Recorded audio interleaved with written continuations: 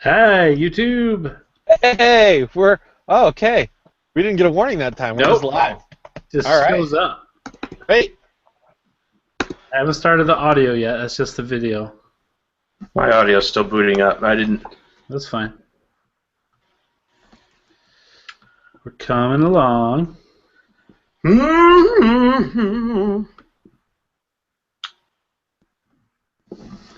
So I think the audio jack on my computer is starting to go.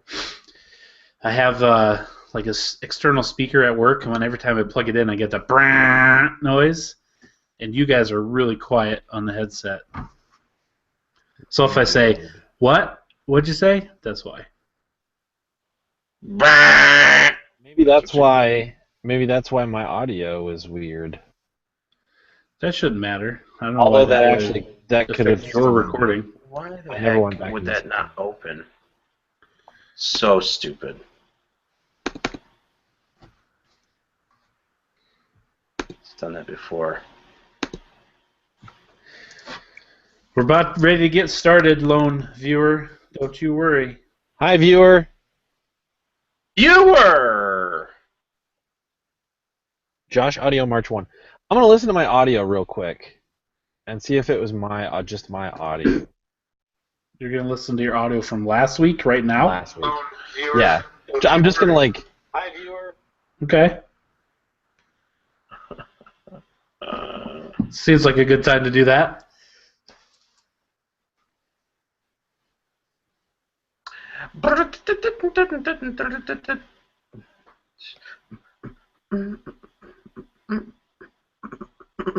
It's Evan. Say hi to Evan. What's Hi, up, Evan? Evan? Why can I not?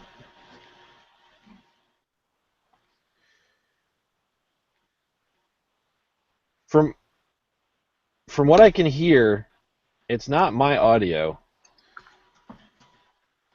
Well, you're recording on your end. My headset shouldn't affect your recording.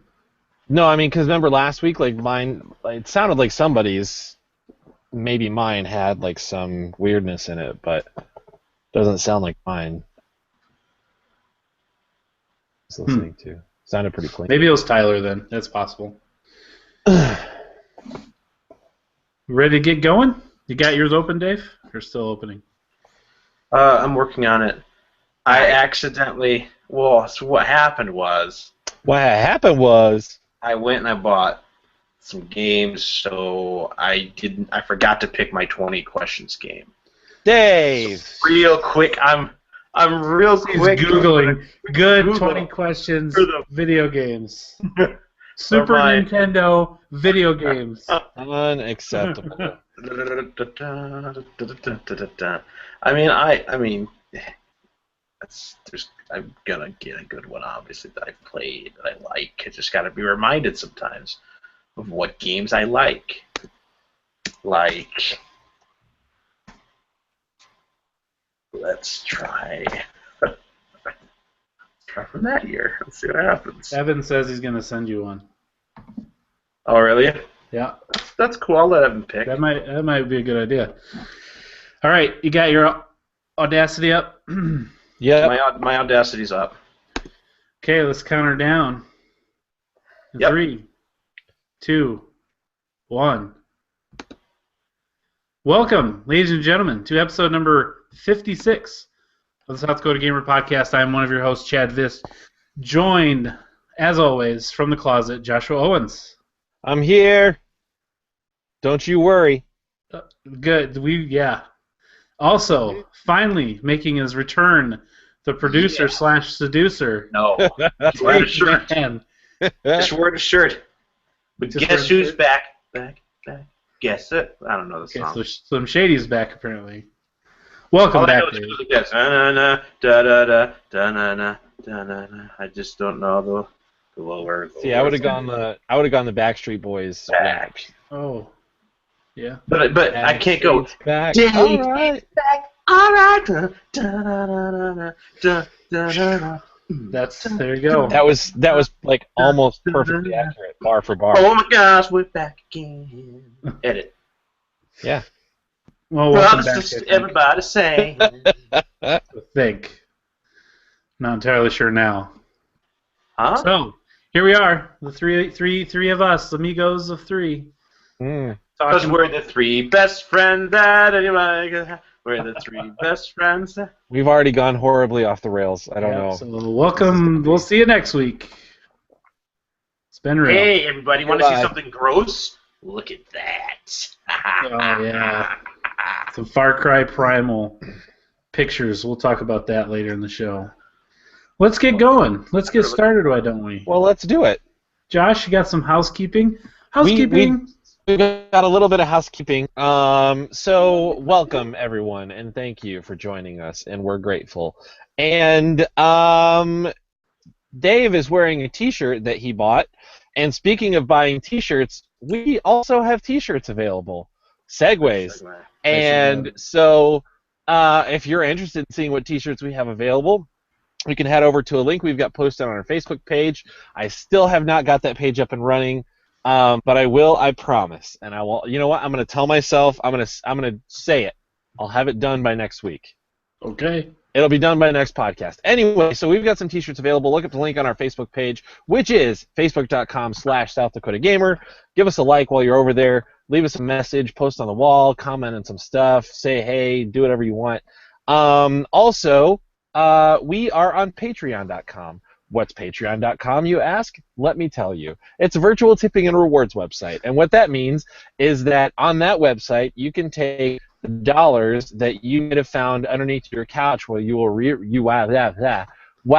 rearranging your living room. I was really on a roll there until that was a tongue twister, and I got turned around. And so they've got dust bunnies all over them, and maybe you barely recognize them because they're so dirty and dusty. And so instead of cleaning those off and putting those in your pocket and getting the inside of your pocket dirty, what you can do with those dollars is you can send them on over to us, and we'll use those to keep the lights on and keep the podcast going. And in return, what we will do for you is a few things. If you would like to pledge $1 a month to our Patreon page, we will give you a verbal shout-out and a thank you on the show, which we will do shortly for a few people. Also, if you would like to pledge $5 a month to the podcast, we will go ahead and give you like a little audio commercial for whatever you'd like us to do a commercial for. So that could be a podcast or some music or your company or just you in general. We'll just say tons of nice things about you as a person. And we've got a $10 tier that comes with all the rewards of the other two tiers, plus a guaranteed 1-hour gaming session with the host or host of your choice. And as always, if you want to game with us but can't swing the $10, that's okay. We won't judge. That's fine. Go ahead and send your gaming info over, and we will try to do it.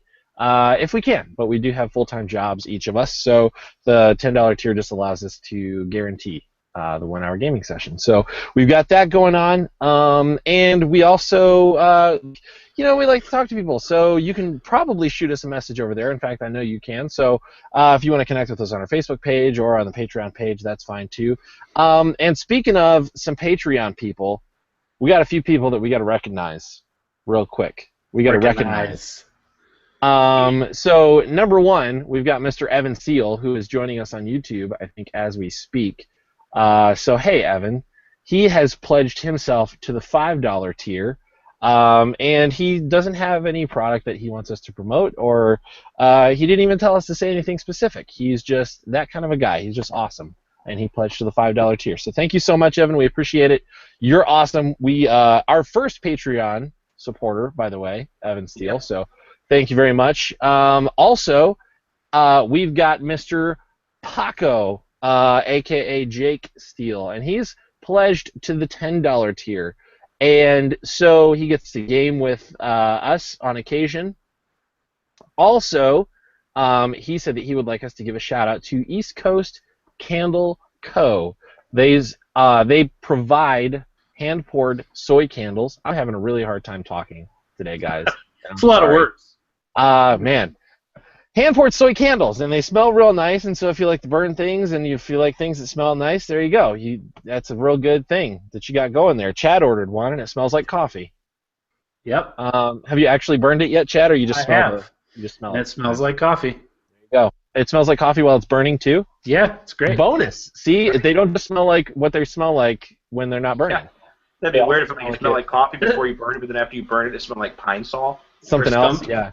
Actually, there might be a market for that, but these candles are awesome too. So you should go and order a candle like Chad did, and Chad's very happy with this purchase. So eastcoastcandleco.com is their web address. And also in the $10 tier, we've got the beautiful, also smells lovely Cecilia Choi, and she kicks my butt at Tetris every week, and so there's that. I'm no better. I keep bringing it up because I keep thinking one of these weeks I'm going to be better. Like, I'm going to learn how to play. Like, I learned Rocket League. I sucked at that when I first started playing, and now I'm not bad. And no, I just always suck at Tetris. I don't know what it is. So she kicks my butt every week. So those are the people that we have to give a shout-out to. We very much appreciate your support. And that being said, I think that's all I got. Okay. I struggled through it this week. You did good. You did real good. But you don't have to patronize me. It's okay. I've done better. New releases.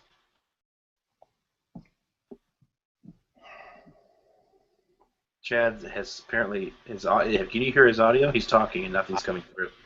I've lost him.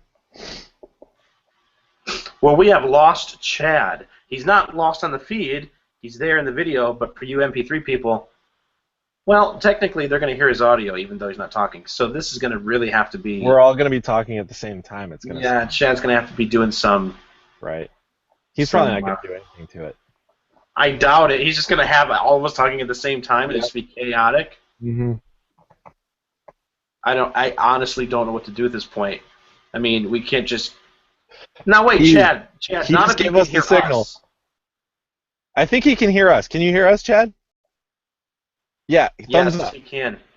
Number 2, new releases. Okay, we're going to just move on. We're going to go right ahead with this. Okie dokie. So what now? How are you guys? I know that new releases has kind of been like evolving as we go. Are we doing what you and me like did horribly when Chad wasn't here and reading like details of all of them? Because I don't think have we're going into that much detail.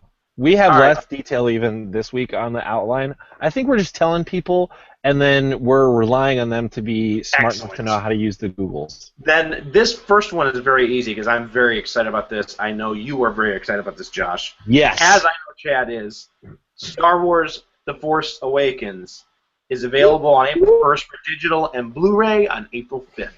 Yeah. And I cannot wait. The trailer for that came out. It's loaded with a bunch of goodies, behind-the-scenes stuff. I was gonna say, I'd imagine the behind-the-scenes and like the extra content is gonna be awesome. I can't wait. Yeah, I cannot wait. That's gonna be cool. Great. Blast 'em Bunnies for Xbox One, PS4, Vita, and 3DS was released this week. Mm-hmm. I'm assuming all of our releases are this week, Chad. Correct? Right. Nod if it's yes. Yep. Blink 8 times if it's no. We're gonna have to wait a while to find out. Blast 'em Bunnies. Have you heard about this, Josh? No, I'm looking it up though because it sounds like something I'd be interested in. It is on PS4, so. Well, tell me about it after I talk about The Division, which is releasing tonight at midnight at most GameStops, and also I don't know when it comes out digital. I guess if you pre-ordered it digitally, it should download at the same time that everyone's getting it retail, right? I would think. Yes. But anyways, Xbox One, PS4, and PC. Obviously, there's been an alpha, there's been a closed beta, there's been an open beta. It's been received very well. Presses. Hey! Oh! There he is! Look at your Audacity right now and tell me what time it says. Right My now, Audacity mine just passed 10:15, 10:16, 10:17. Okay, because I think I have no recording up to this point for me. So that'll be fun. Oh. Well, but we're going now, so continue. We can go back and just add it, right? So anyways, The Division, like I said, it comes out technically tomorrow, and it'll be available for Xbox One, PS4, and PC. Great reception, looks great. Ubisoft's open world RPG, very excited about that. The next one on our list is, what is this, Colat PS4? You PS4 guys, tell me about that. What? I don't know. It's a game. I feel like it's a game that's coming out on. Yeah, I was gonna say, and it's releasing this week, and the devs have high hopes for it. I hear. Yeah, most of them are digital, like not indie games, but they're not like The Division or, even the last one on this list. So. Well, if you guys are, all of you that have been waiting for that game, it's been released. It's here. Next on our list, Shardlight for PC. Josh, our PC guy. Shardlight. I did see the title. I have no idea what it is. I saw the title earlier. Well, did you find anything about Blastum Bunnies? Yes, I did, and it sounds awesome. So here's directly from the website. Ready? Defend your burrow from a horde of evil bunnies. Pick them off using your carrot rifle, pelt their furry hides with your watermelon pit machine gun, or wreak havoc with your runner beam laser. Want to destroy as many of their colony as possible? Yeah. Your turnip mortar will do maximum splash damage. These crafty cottontails come in all shapes and sizes. Some of them can even fly. Flying bunnies, evil bunnies. So you'll need every weapon in your armory to deal with this barbarous band of bitter bunnies. How they became evil, where they came from, and who taught them to fly remains a mystery, but there's no time to ponder about rabbit riddles. Just grab your favorite weapon and blast them bunnies! Awesome, man! Yeah, Little Bunny Boo is literally blowing off heads this time, for real. This is a game that I will be partaking in. Oh, apparently the flying bunnies use their wings to, glide. It's kind of a bat suit situation. Bunnies have wings now? Ears. Their ears is what I meant. It sounds like I will like this game for the same reason that I liked Conker's Bad Fur Day. Or Raving Rabbits. Which was just, I don't think I played that one. But, yeah, that sounds really fun. Blastum Bunnies, Xbox One, PS4, Vita, and 3DS. Next on the list, I know that Chad is really looking forward to this one. Casey Powell Lacrosse for the Xbox One, PS4, PC releases. It's about time. It's about time we got a good lacrosse game. Have you ever played a lacrosse game? No, I'm not even sure that I know exactly how lacrosse is played. I have played a game that I cannot remember the name of it, but you have those. What's that game where it's like a miniature lacrosse thing, and you sling it and the ball you play catch ball? Yeah. What is okay? I don't know what it's called. That game. In go-karts, not go-karts, bumper cars. Oh, really? You're talking about? You're not talking about whirly ball. You are talking about whirly ball. Okay. Yeah. So you're in bumper cars. You have those little things, and you have to throw that ball into it looks like a basketball backboard, but it's just got a hole in it. Right. That was very fun. We used to play that all the time. That game is that's pretty brutal too. It's been a long time since I played that game. Yeah. But anyways. That's not what this game is. Yeah, lacrosse. Woo! This sounds very much like Incidentally, I'm assuming Casey Powell is big. Yeah, Casey Powell is probably a big name in lacrosse. He's probably or she is probably the Arnold Palmer of lacrosse, I would guess. It's probably from Australia or Europe. Half and half. Hey, you Australian fans out there, let us know. Death Smiles for PC. That sounds coming out on the 10th. Mm-hmm. Does it? Now it's one word, so I don't think it's saying that death is smiling. It is just Death Smiles. Right. Like Death Smiles. It's not Death Smiles. It's Death Smiles. All right. Well, for all of those people, didn't really. I tried to connect this to Star Wars, but couldn't. But the ones that were realizing it wasn't a moon. When they thought it was a moon, maybe they were hunting for it. They're still hunting. I don't know. Moon Hunters for the PC is coming out on the 10th. Another game that just right up there with Lacrosse from Casey Powell. Yes. I don't know. Death Smiles, Moon Hunters, great PC games. Also right up there with Upwards, Lonely Robot. Now, I got nothing. Any of you got anything on Upwards, The Lonely Robot? No, nothing. A lot of PC games. Now this one I do know something about. Hitman, for the Xbox One, PS4, PC, coming out on the 11th. I'm very excited about this. I've always liked the Hitman games, always. I know that there's questions about how they're releasing their content and everything, but I'm still going to get it. I love the Hitman games. That's going to be released on the 10th, or I'm sorry, the 11th. I'm not doing it. Oh, come on! Josh is voting with his wallet. I am. I'm standing to my principles. I'm not doing it. Finish the game before you sell it, Josh says, shaking his fist angrily. I do. I shake both sometimes. That's when I get really angry. Hitman people, I got your back. There we go. So those are new releases for this coming week. Division obviously is probably the biggie. A lot of people looking forward to that. It's all over the internets, so we'll see if it lives up to the hype. I'm trying to get into that Blasting Bunnies myself. That's a good point. That sounds like a good $20 game. I'll come back and report on that next week. Well, when you do that next week, why don't you tell us what you've been playing this week? This week? In the meantime. I have been spending so much time with Broforce. Yeah? This week. It's so funny. It's hilarious. Man, it's so funny. So it's a very simple concept game. Have you played it at all? Have you seen it? It's a side-scrolling shooter, platformer type thing. It's super over the top, very consciously over the top. You are in this helicopter. There's this overworld map, and it's a globe. And you fly to an area, and then you land your helicopter, and there's a series of 4 missions, I think, in an area. And when you finish an area, it'll say area liberated, with red, white, and blue on the liberated, and it's electric guitars and This is 8-bit type? Ish, yeah, very very NES looking. All the characters are very square and very pixel style art and stuff like that. But it's super well done. It's not pixel art for the sake of being pixel art. It's it's believable that this game would have been made back in the late 80s, early 90s. Sure. It looks like that. It's got that type of super American ultra macho He-Man type feel to it. It's famous action movie heroes. Parodies. So there's Bromando, Brobocop. There's man, I can't even think of all of them now. You unlock all these different characters. There's a ton of different bros basically that you unlock, and so each of them have a special ability. They'll have a certain type of gun, and then they all have one special move that you have to pick up power-ups to be able to use it.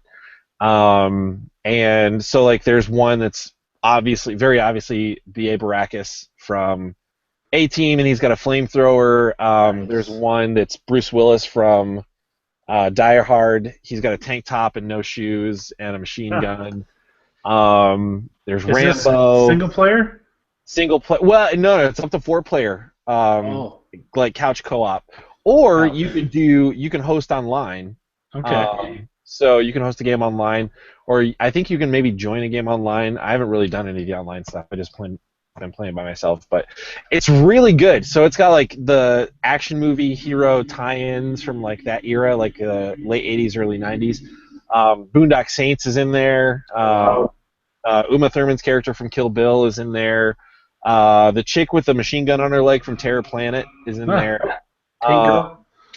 Yeah, oh man, I can't even remember the actress's name now, but from Alien. But this is Broforce. Sigourney Weaver? Yeah, Sigourney Weaver's character from Alien. That's crazy. There's so many. It's crazy. So, the Professional is another one that I unlocked that was really good.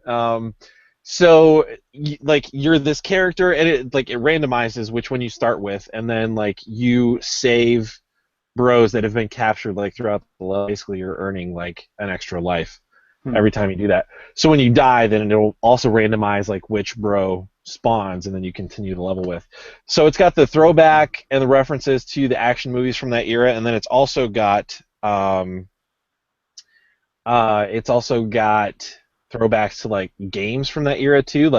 I played a level that was very Contra, the original Contra game. The end of that level was the end of the last level of Contra, basically. Cool. So you have that, and it's really fun. It looks super simple, and I didn't think I was going to enjoy it as much as I did. But if somebody had showed me this game, I would have paid for it if it wasn't a PlayStation Plus game. Cool. So it's really fun. So I spent a lot of time with that. I played some Super Hot this week. Not as much as I thought I would because I've literally been spending most of my gaming time playing Broforce. That's awesome. But I played some Super Hot. Super Hot makes you feel like you're Keanu Reeves in The Matrix.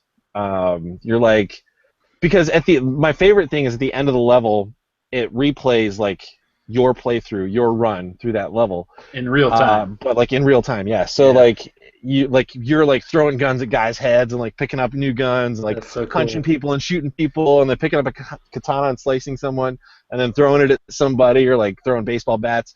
So it's doing all this in real time and you're like, wow, this looks awesome. And really, in reality, it's like one step. Yeah.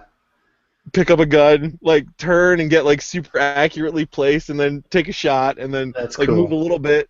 So it's really cool though. It's a fun game. And apparently after you finish like the main story, there's like an endless type mode, like an arcade type mode. So I'm looking forward to getting into that. So I did that. I downloaded. Finally, I took the plunge and downloaded Minecraft for my PS4, but I haven't played it at all yet. So, but I think I didn't even touch Rocket League this week. Wow, that's something. I know. Yeah, so I think Broforce was what I played the most. But yeah, I think that's all I played this week. Cool. Sure. Yeah. Dave, have you been able to play anything since you've been home? I have. When I got home, let's see. So, because my boss is a wonderful person, I drove. There was three of us. There was three of us on the way home. I gotta write that phrase down. It might be something to use later. There was three of us on the ride home because one of us got sent home early on the tour and didn't finish the tour with us. And another guy drove to sing with us at this last thing. Anyways, within a week, I drove 30 hours. I was the only one to drive, all the way from Big River, California, or whatever, or something like that, to Nashville, Tennessee. So I got home. Anyways, it was 2:30 in the morning, and the first thing I did was I came in and I bought and downloaded Rocket League. And sent a picture to us. Yeah, took a picture of it, sent it to you guys, and immediately started playing it. I'm like, oh my god, I gotta catch up. Everybody's so ahead of me. I jump onto the leaderboards, and I go to my friends, and there's like Tyler at the top with like 1 million goals or whatever. Yeah. And then it like goes down the line, and I'm at the bottom. Nothing. I'm like, oh my gosh, I gotta do something. So I started playing. Really liked it. And I loved playing soccer as a kid, anyways, in high school. Junior high and high school. So it's really fun, and it's a blast, and I've started leveling up. I've started unlocking things. Tyler and I played for maybe an hour and a half. It was probably longer than that, just because time flew by. We did doubles the whole time, so that was really cool. We did fairly well for quite a bit. I ranked up. Play ranked or? Yeah, I ranked up to what's the third level? Pro? Or did you play ranked matches or just regular matches? Ranked matches. And Tyler said that somebody just asked me if this is live. Yes, this is live. Anyways, yeah, we played ranked matches, and Tyler said that you and him were playing that, and you ranked in higher than the base rank. Yeah, we played. I think it does. You have to play 10 matches, and then it ranks you. So we were playing doubles unranked, and neither one of us were ranked. And then all of a sudden, it jumped us to the third level. Like it went from nothing to the third level. That's what happened with me. Yeah. So I'm right at that third level. And then he had to get off, so I stopped doing that. And then I went out and I took back Fallout 4 because I'm done with it. I know the DLC's coming out, but I'm done with it. It was a great game. I loved it. I was going to take back Just Cause 3, but the lady at GameStop told me that if I trade that in towards the Division, it'll knock off like $25. So I did that, and I picked up Far Cry Primal and put that in, and I've been playing that since, which has been fun. And I told you, because I heard it on GameScoop's podcast when I was driving 30 hours. Yeah. Listening to every podcast I could. Yeah, Damon's like, people are saying that you should turn off the minimap because, you're 10,000 years BC and you don't have GPS and stuff like that. So True. It should be more realistic. So I did that, and I sent you the picture, and you're like, so you just, because even David said, I kind of wanted to do it, but I didn't want it to turn into 200 hours of gameplay to get through the game. It's a huge map. Yeah, it is huge, especially when you're showing that picture. And so I was playing it without it fine, but you really feel like, I mean, because you can't see where anything's at. You don't see the predators coming. You don't see. Right. I mean, I left the like the collection things and the objectives. Like, put it on smart so they disappeared unless you needed to do it. But anyways, that's what I've been doing up until this point, and it's been really fun. So I'm looking forward to that, but I'm also looking forward to getting the Division. Yes. But I do have to say that tomorrow, I put this on the Facebook page, that I will be streaming Layers of Fear tomorrow. What time are you doing that? At 9/8 Central. Cool. So that's PM, because I don't wake up before. Yeah. That's the stuff. Yeah, so I'll be doing that, and then I think we'll be doing some game night. I'm really looking forward to playing with everybody on whatever we do. It's been a month. Right. I've been gone a month. Literally, we left on the 10th of February, and just got back on the 6th, 7th. It's a long trip. Yeah, it was crazy. So that's what I've been doing. That's all I've been doing, other than the stuff I told you. I played a little bit of FTL, Faster Than Light, for a little bit on my Mac. Yeah. But that's it. Cool.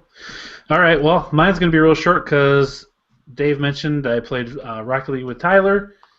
Just he and I played last week after the podcast. Played doubles ranked, and then I played a little bit of that with my son again. And then I've been playing Far Cry Primal like nonstop. I think I'm up to the 20+ hour mark. With the Division coming out, I kind of wanted to push through the story. I think this is a game that I could get all the achievements in, and I think I'll keep it until I do. A lot of them they're story missions, and then it's kind of a collectathon type thing, like collect this amount of collectibles, kill this many people with this. I hate those kind of trophies. What's that? I hate those kind of trophies. Yeah, but they're easy. It's so mindless. Like, it is easy, but it, like, to me, like, I want trophies for, like, doing something. Like, when I get done with it, I'm like, oh my gosh, I can't believe I finally was able to do that. And, like, those kind of trophies, like, it's like anybody could do that. It's just a matter of, like, literally just time. Yeah. You just have to take the time to do it. Like, there's no special whatever in it. Like, well, yeah, like, sorry, I've already got... That's a tangent, but I hate those kind of trophies. No, yeah, I already got the get X number of kills with all the weapons. Then you have to get X number of kills with fire, X number of kills with poison. I have to work on those. But if you use the weapons and just don't use strictly like the bow and arrow the entire time, you're going to get them. So I'm all right with that. I know what you're saying. They don't really challenge you at all, those achievements. Or it's like it's like they're literally saying you have to put X amount of hours in to get everything in this game, to like complete the trophy list or achievement list or whatever. And like, I hate that. Like, Rocket League's trophies were awesome. It was like score a backwards goal. Well, there's some of those in there too. But not to get the drive 50 kilometers with the boost. But not to get the platinum. That's one of the regular trophies. Well, that's like 50 kilometers. Yeah, but even stuff like that is stuff that you're already going to do. You're already going to be doing that. That's what these are. I don't know. It irks me. They're like literally the exact same thing. No, it irks me. It irks me when a game is like, collect this many things. Well, okay, that one, yeah. You have to collect these, but the thing is they're tied to XP too, so you level yourself up, which gives you more things. It's quicker, bigger maybe I'm a hypocrite. Chunks. Maybe I'm a hypocrite. I hate it when games do that. That one's different, but the other ones, like get X amount of kills with a weapon, is the exact same thing as drive X amount of time with your boost in Rocket League. Like, yeah, but I was even gonna say, like, I don't even mind those as much because, like, you're right. If you are playing the game, if you're using the different weapons, you're probably gonna get that anyway. But like games, because Far Cry 4 was like this. It's like collect this many or whatever, or like some other games are like find this many of this thing. Yeah. And, like, of course I could do that. Like, anybody could do that. But, again, those are fairly easy to get to Platinum to as well. Those are, like, the games that are relatively easy to Platinum. Yeah, but it's just like it's so mindless. Like I don't enjoy platinum games that have those kinds of trophy lists. Well, you hold your platinums and your trophies to a whole nother level than most people, apparently. Well, you're a trophy snob. We've already found out in this episode that I have principles. And principles. I have principles about a lot of things. Or just opinions. Very well, very well. So that game's fun. Let's see, I tamed a saber-toothed tiger, and he goes around, and I talked about it last week, how he bit the guy's throat. That was a lion. Well, this saber-toothed tiger, it's bigger than the lion. So when you command him to kill somebody, he puts the whole guy's head in his mouth and lifts it up, and his neck shakes, and he drops it. That's awesome. Yeah, it's pretty brutal. So he also attacks woolly mammoths, no problem. Which really? Does he jump on their backs and just? Yeah, well he'll swipe at them and claw at them, and they hit any animal twice though, 2 or 3 times they'll kill them. They're really strong. So anyway, so those are the only 2 games I really played this week. A lot of work and not a ton of gaming. So, but I am looking forward to the Division tomorrow, and obviously, hopefully, we'll play some Rocket League as a group, and maybe even do some Call of Duty because Call of Duty has the new maps this week or last week for the DLC. For hardcore, or do we have to do the monster thing? Again, because they're extra, rather than they splinter the player base and put them in their own rotation, which is real dumb, real dumb. Yes. But anyways, so those are the games we've been playing, which will bring us right into the news that we can use if we so choose. And we do. So here we go. I always choose to use it. Always. There are, I'm going to pull Colin, 1, 2, 3, 4, 5, 6, 7, 8, 9 items on the list. Not quite a baker's dozen. Thank you. All right. First off is one I was super disappointed about, and then I actually read another thing this evening about this, but Mass Effect Andromeda has been delayed into 2017. Yeah. So I was wrong about this. I thought that had already been announced, that they were waiting until 2017, when EA did their thing a while back. I don't think so. I mean, it's still a 2016 date on it, as far as I was aware. Yeah, I was just wrong then. But this doesn't super surprise me. Well, and another bad thing is a top. I forget what her title was. Editor, I want to say, but that doesn't sound right. A top level person at BioWare has left or will be leaving in April. Yeah. So that's 3 top-tier BioWare people leaving within the last 6 months. Yeah, but presumably the story was already finished. Has been finished. Yeah, well, is it though? I mean, they delayed it. You're basically we're not going to get it for a year. Yeah. Because we're at the end of February, early March. It's not going to come out in January, most likely. Right. I don't know. It's scary. Not scary. That's dumb. There's a lot of time, but I really am looking forward. I love Mass Effect. I even liked 3 a lot. To all the people that hated it, I really liked it. 3 was not a bad game at all. No, it was really good. No. People were way too upset about the ending. I've played 2 a little bit, which is probably the best one. Yeah. So I'll probably play through all of them before that releases. Real good. If they released an HD remake or remaster, I'd buy it. Lots of people would. Yes. Moving on into more release dates. No Man's Sky finally got an actual date. I tell you what. June 21st. The more I hear about this game, the more I want to buy PS4 just to play this. It sounds like something that is right up my alley. Oh my gosh, it's going to be so good. I'm just going to come home and be like, oh man, and I'm just going to sit here. I'm just going to plug in my PS4, turn this on, and just fly. Explore. Just lose yourself. Go to the galaxy, do this, do that. Yeah. I like how other players can impact what you're going to see if it's in a grand enough scale. It just seems like something that I would get lost in. I like getting lost in games. That's what I've always loved about. Yeah, this seems like a huge game. And Sean Murray did an interview with the PlayStation Blogcast with Ryan Clements, and he talked about. He's done a lot of interviews here this last week. I know Kevin with Kind of Funny did one. Yeah, I was going to say other people too. I watched that. During the one with Ryan Clements, he said that there are actually going to be NPCs in the game, with different factions, and you can talk to them, but you'll actually have to learn their language. You won't understand them.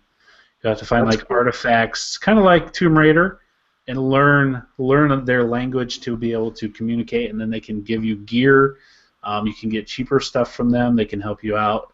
So it's not just like we've not seen that, and I don't think they've shown any actual NPCs that people are talking, but they are in the game.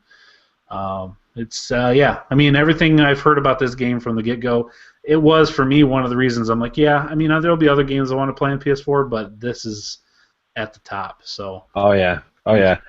Like listening to Sean Murray talk about this game, like I'm realizing, like I was already very excited about it, and then listening to him talk about it and realizing that like all this other stuff is also going to be in the game, like.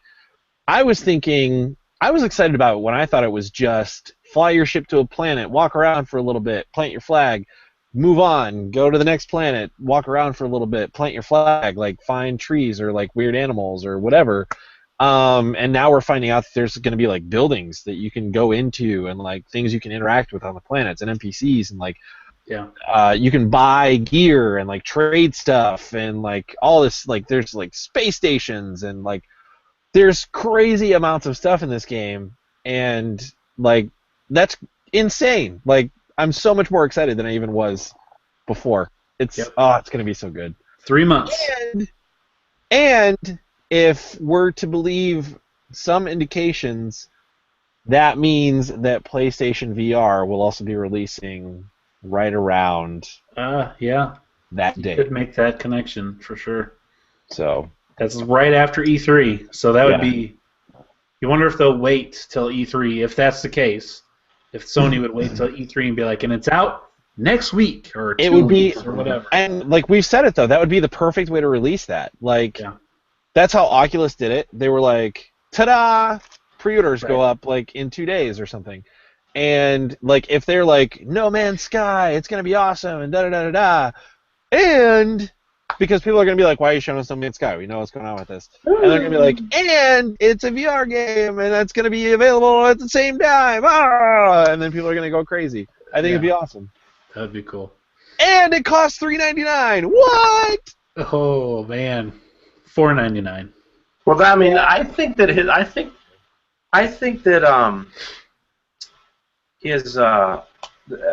Kevin's interview with the guy when he specifically asked that question, and he's like, he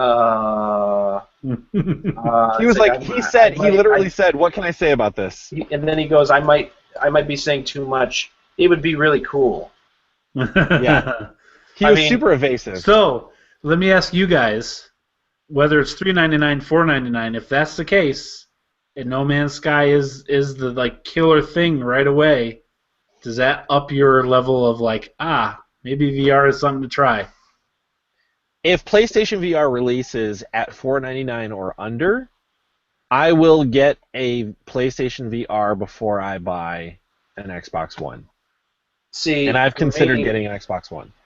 For me, it's no, because I still don't have a PS4.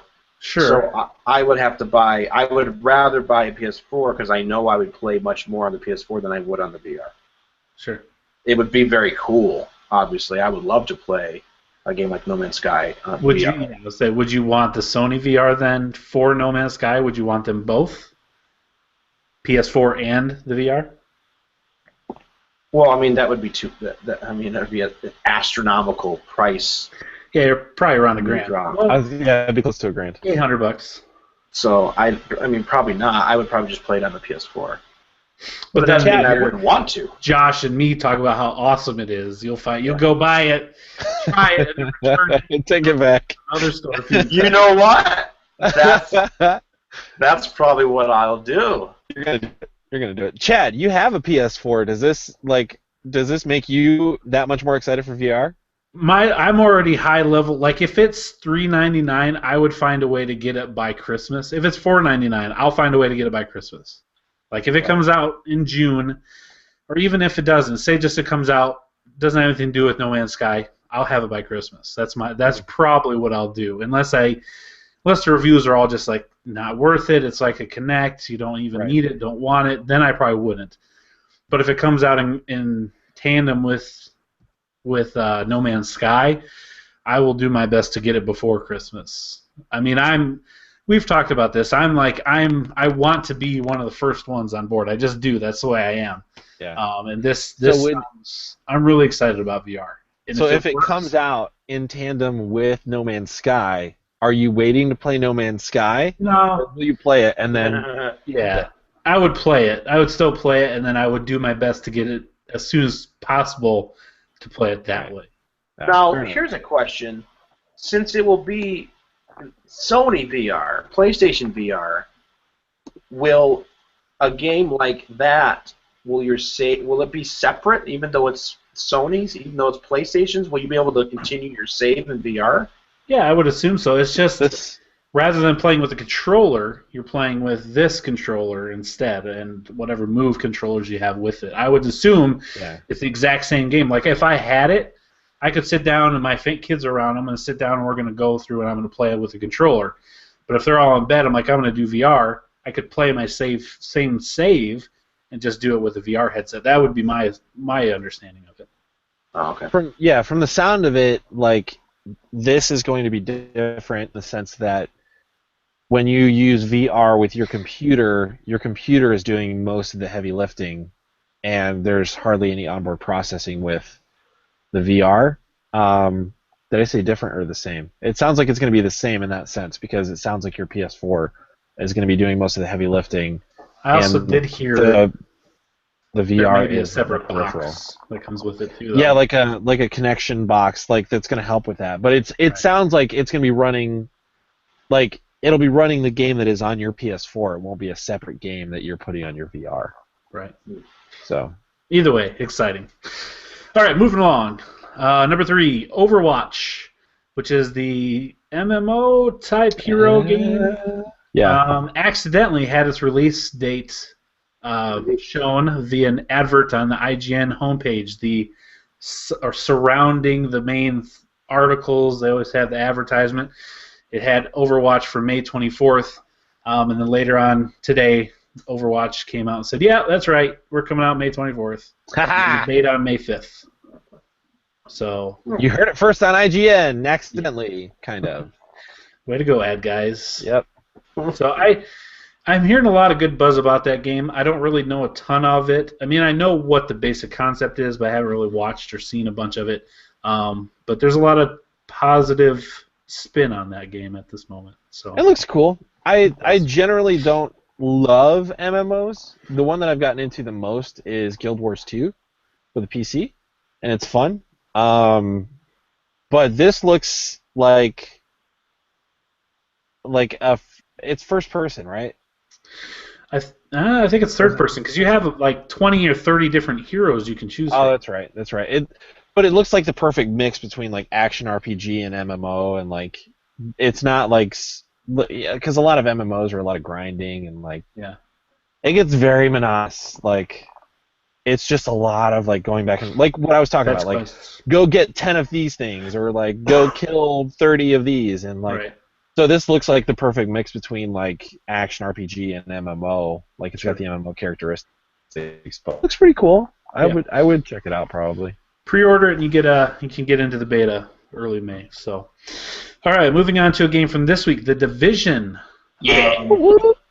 Comes out tomorrow or tonight actually. I mean, the only people who have to wait till tomorrow are East Coasters have to get it at midnight. Everyone else gets it at the stupid equivalent East Coasters. Time midnight. Suckers.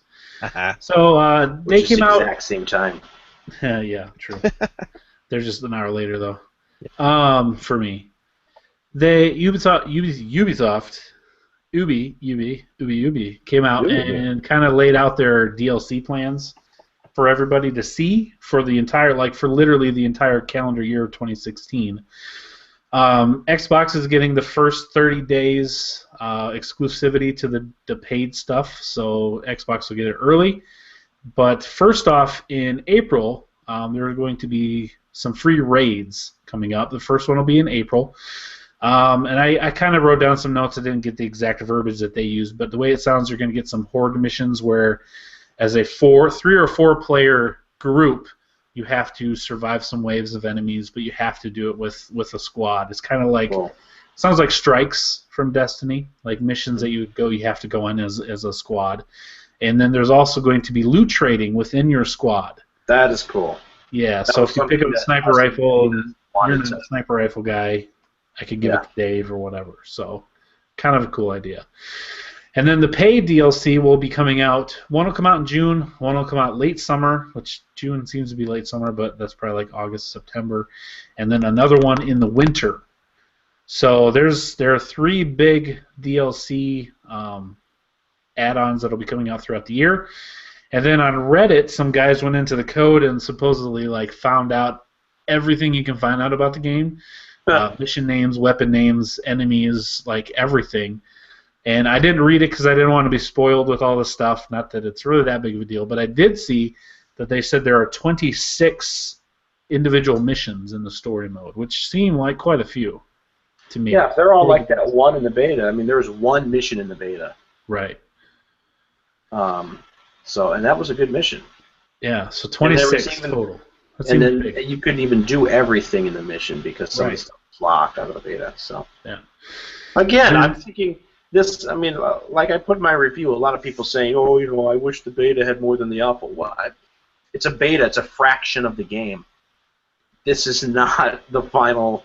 It's not like this game's going to come out and there's not going to be a lot to do. Right. There obviously is going to be a lot.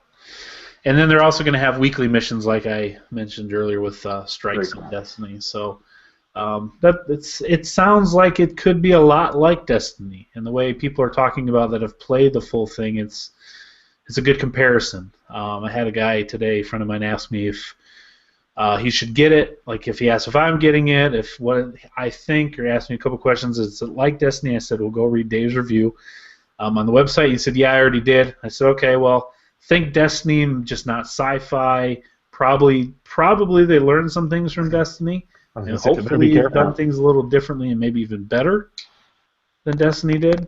So it'll be interesting. Yeah, as you know, I didn't play a whole lot of Destiny, so I didn't have a whole lot of there's no comparisons in my review, but I can understand the RPG. Yeah. One thing. Back to Overwatch real quick.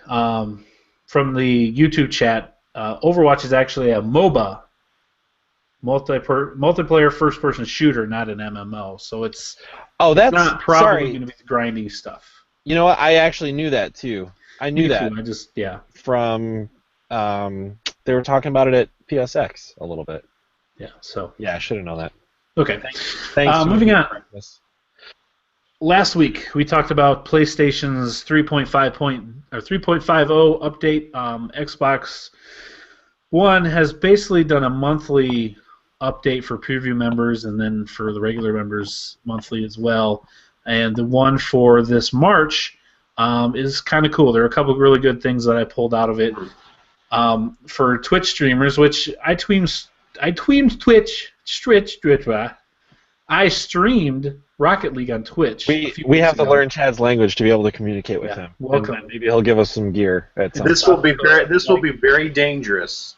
I have to jump in here really quickly because you guys made fun of PlayStation for not having the feature to be able to stream to your PC last week. This was already on PlayStation. This has been on PlayStation for a while. This feature, party chat on Twitch. Oh man. Yeah. So I just got to point it out.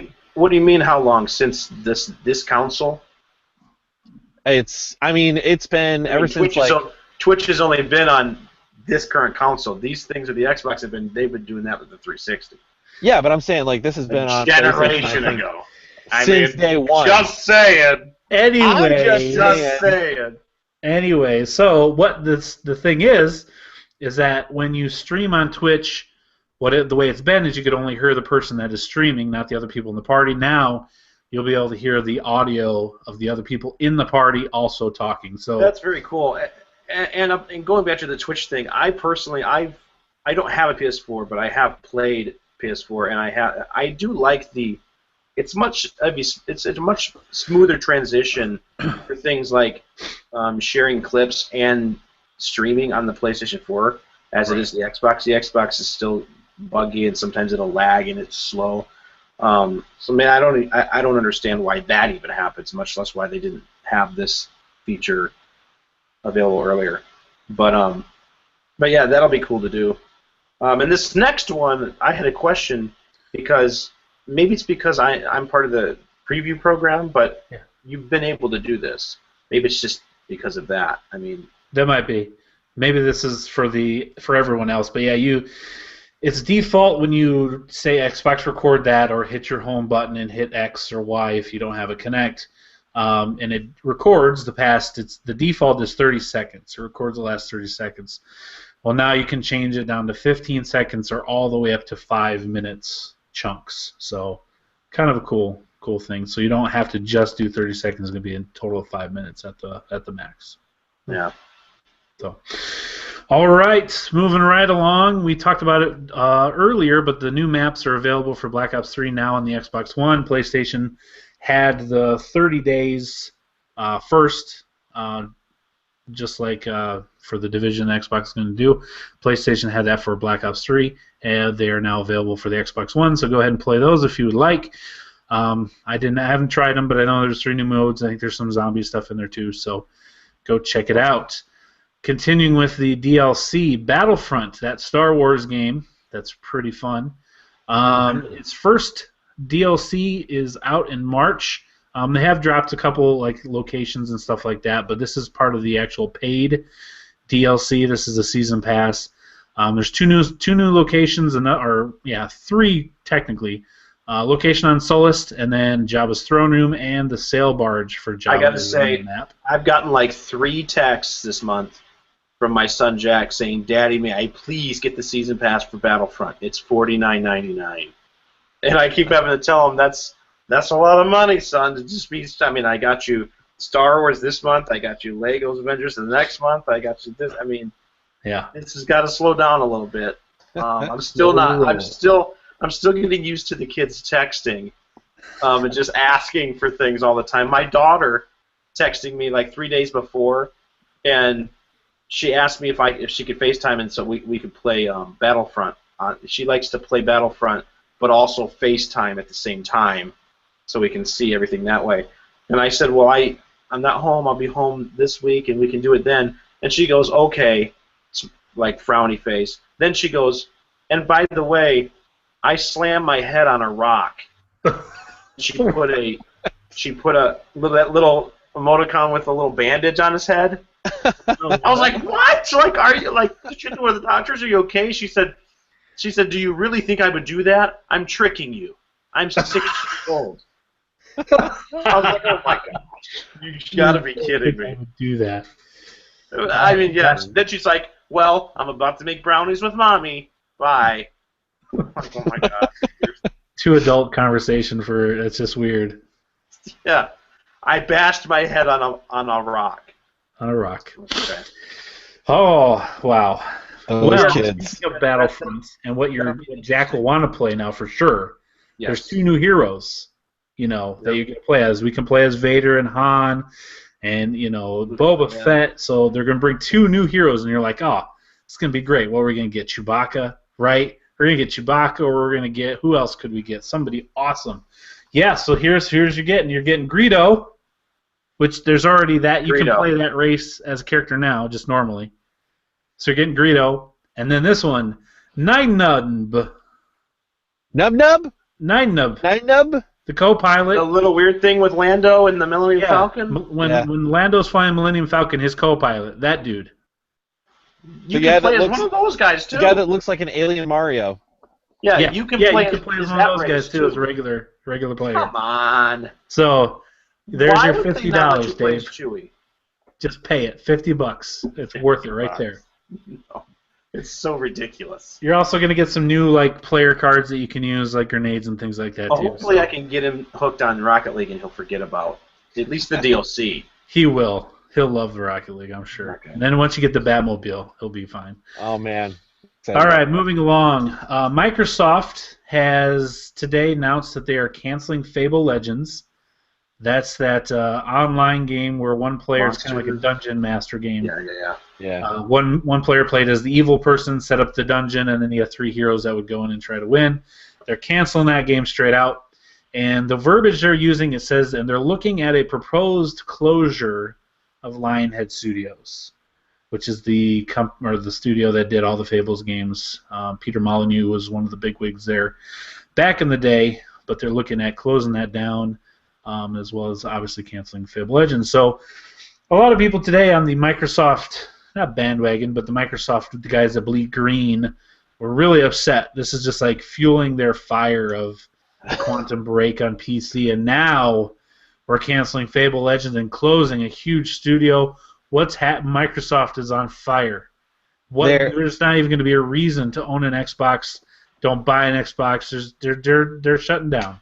This coming on the heels of the announcement of the Windows Unified Store and like all that stuff. Microsoft's doing some weird stuff right now, and like they're talking about how we need to like look at what's not working, and we're just fixing things, and obviously we're behind in the console race, so we gotta da. But like, so that's all good. Like, yes, absolutely, look at what's not working and fix things. But like, this, no big deal, whatever. But like, they have a legitimate like chunk of their user base that's not super happy with just about anything they're doing at the moment. And the whole Quantum Break thing was dumb too. But then you've got like the Windows Unified Store, or whatever they're calling that, and like some other stuff. They're just doing weird stuff now. They're doing things. It's weird. Me as an Xbox One owner, Xbox 360 owner, I'm not real worried. I'm gonna go play The Division tomorrow. Which is, like I said, if we listen, we're gonna start like a Josh was right hashtag at some point, because I said way back when they were looking to make what's-his-face CEO of Xbox, the same guy who, like, a year before was like, I would shut down the entire Xbox division if I was... He's a robot, apparently. Like, yeah, well, everybody is when I'm, like, making fun of him. It just, like, stuff like that doesn't make sense. Like, this guy literally a year ago was like, I would shut down that whole division if I was in charge. And, like, now you want to put him in charge of Xbox. I don't... What are they doing? Phil Spencer, get it together, man. Is all I got to say. I think what they're kind of suffering from again is a communication issue. Either really lay out what you're doing, or just don't say anything. There's no reason to say. I mean, I understand what he's thinking of wanting to make the Xbox more like a PC and be able to upgrade it and things like that. And yes, it's one brand, so have the Windows 10 store and Xbox store be the same. It makes sense, but the way they're doing it, it's like they didn't learn anything. And it's like, you don't have to say all that. Leave that. There's no reason for it. You're right. It feels like E3 all over again. Like, because now you've got like Xbox players being like, okay, well, should I have just bought like a PC then? Like, because then I could upgrade my PC. That's a dumb thing to say for people to say, but.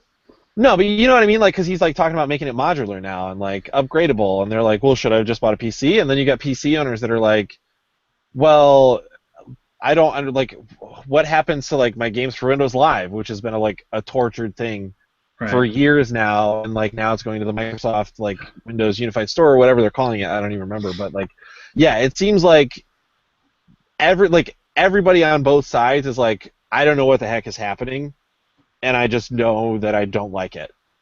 Yeah. And Microsoft, meanwhile, is like behind their doors, like, we don't want to say too much, but right. They should just not have said anything. Yeah. I mean, like I said, for me, Quantum Break's coming out next month. I'm going to play that. Any other Xbox games, Gears 4, I'm going to play that game. I'm not worried about it. And I've never once thought, well, I should have just bought a PC then. And people that say that, if you were going to do that, then just go spend $1,000 and buy a PC. Or shut up and spend $350 and buy an Xbox and quit complaining.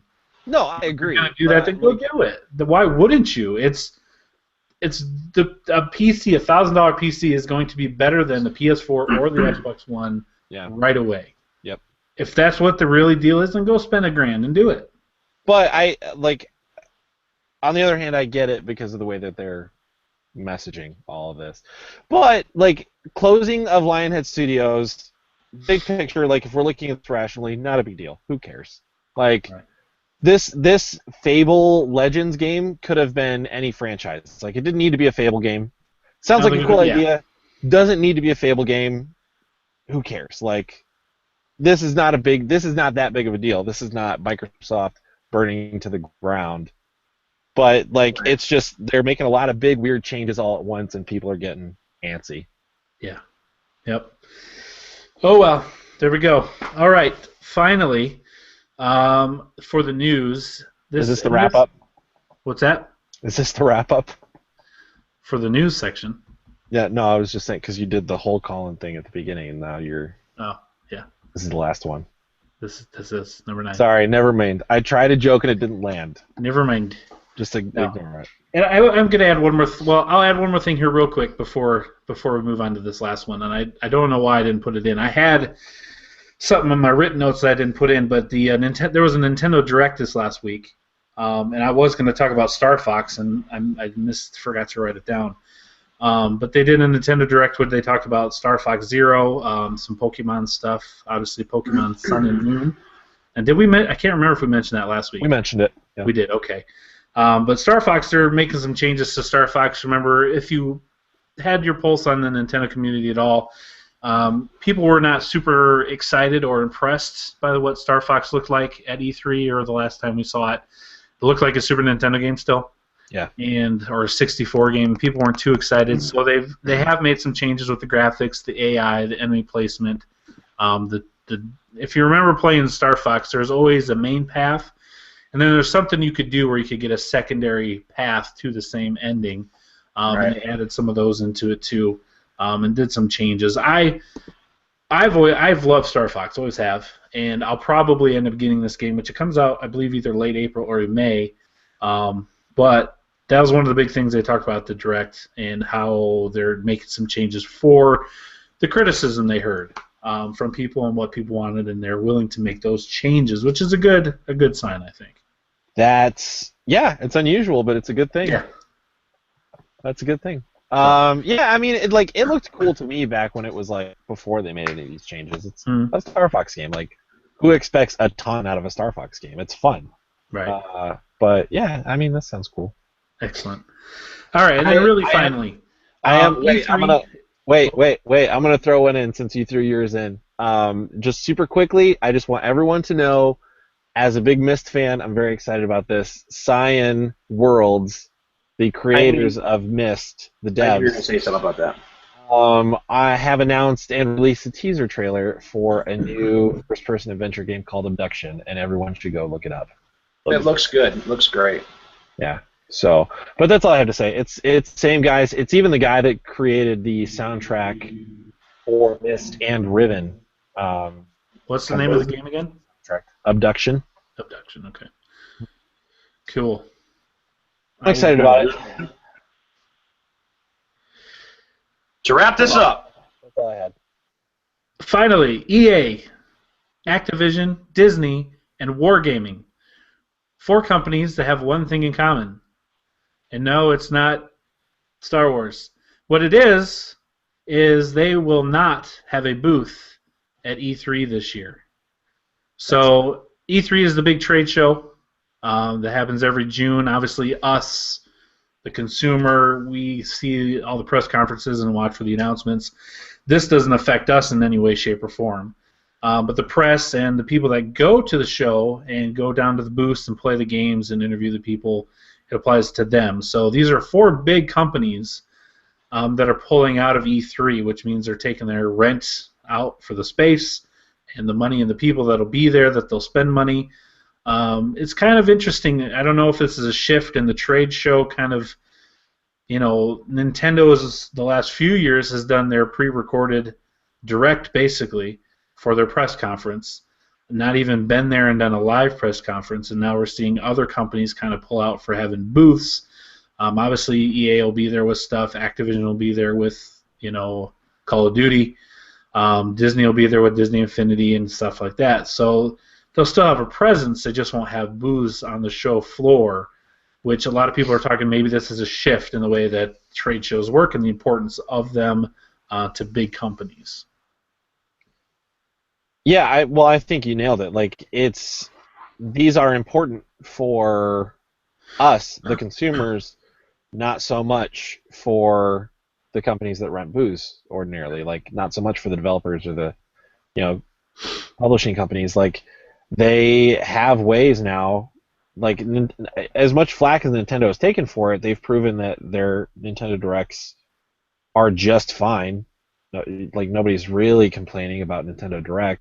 No, they're good. And like they're very well put together. Like sometimes it does make them seem a little bit out of touch and like a little standoffish and whatever. And people have said like, well, it makes them seem like they're trying to pretend they're not a part of this industry, which they clearly are, and they need to be more a part of the industry. But that being said, like for a company like who was it that just did one?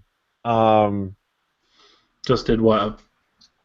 Wasn't there like a big-ish company that just did a whole thing? Or Bethesda maybe did their own thing last year instead of having a booth at E3, or like didn't somebody do that last year? Well, EA is doing something like that this year. Instead of being there, they're doing like shows in LA and a show in London, I believe. Right before E3, right? Yeah, it's going to be like the weekend before E3 or something like that. Right. I thought Bethesda did it last year. Anyway, like it worked out well. I don't know. I don't think it's that big of a deal. I think it's a big deal for E3. Right. And whoever's running that. But the cool thing is too, like I think when big developers like this are leaving, it seems like it opens it up for smaller dev companies to be able to get that space for maybe less than they would have purchased it if E3 was planning on like an Activision or an EA or whoever being there. So now all that space is opened up. They've got to sell it to somebody. So the premium on that is probably going to go down, and then smaller dev companies like Campo Santo or like those guys, like I'm sure they would have a presence there anyway. But like smaller dev companies, it seems like would be able to get space in an E3 where they wouldn't have before. So maybe E3 goes from like AAA developers to a trade show for like indie development companies, which would be awesome. Like I would love that. Well, there's a lot of other trade shows, PAX and RTX and PSX. I mean, there's so many things going on now. I think a lot of companies think, well, if all we're doing is a press conference and we can get all this stuff to people another way, we could do it a lot cheaper than at E3. Yeah. So, anyway, I just thought it was interesting, something worth at least mentioning. But, yep. All right. Well, that brings us to the topics that interest us. That's right. So, Dave brought this topic up in I love how we pause like we have to wait for what you're going to put into the audio. It helps me find it a lot easier in the We do. We got to wait. It's live every week, Dave. It's live. Yeah. Josh is about to get his guitar out. I didn't hear it. Yeah. There it goes. I also did not know that we were going to do this topic this early. I thought we were going to wait until like right before. Oh, no. Oh, no. You should have said something then. What? I don't care. Okay.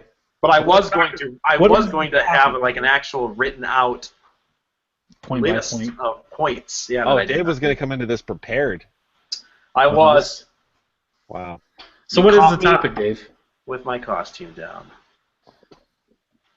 What's the topic, Dave? The topic is Batman versus Superman. Who would really win? Mm-hmm. Obviously, so this Batman is not a video Superman, game.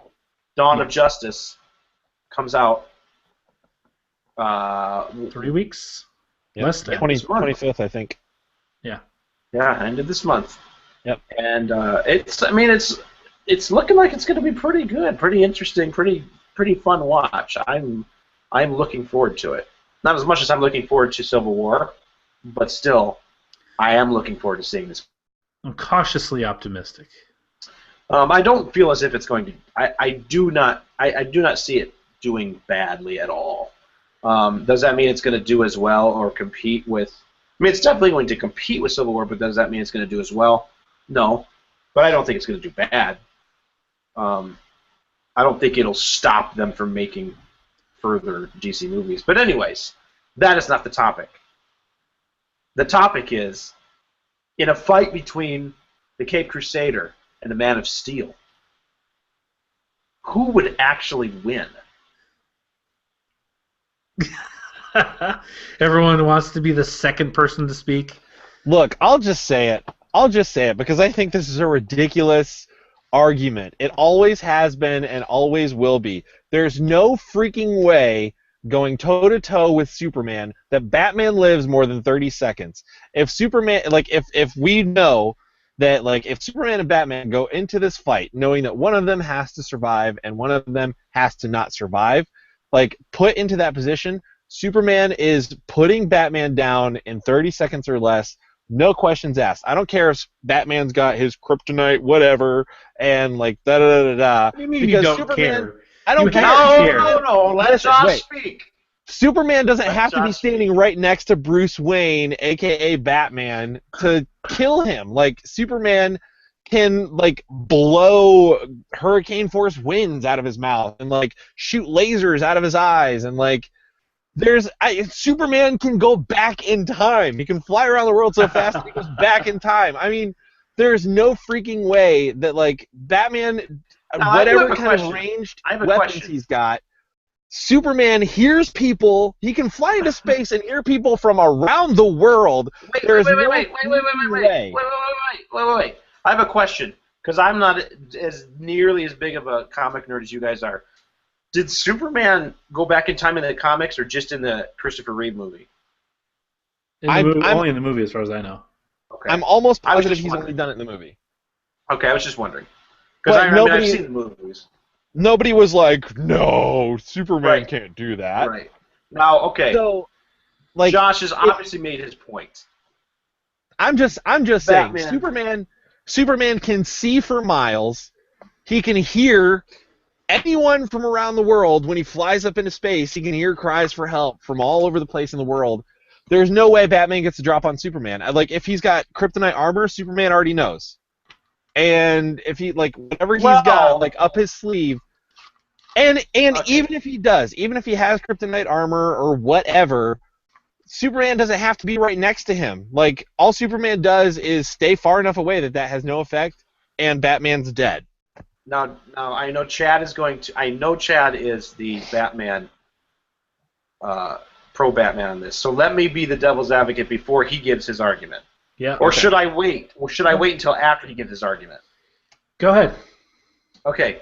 I'm not playing the devil's advocate either way. I'm just saying Batman is one of the smartest superheroes regardless of superhero powers.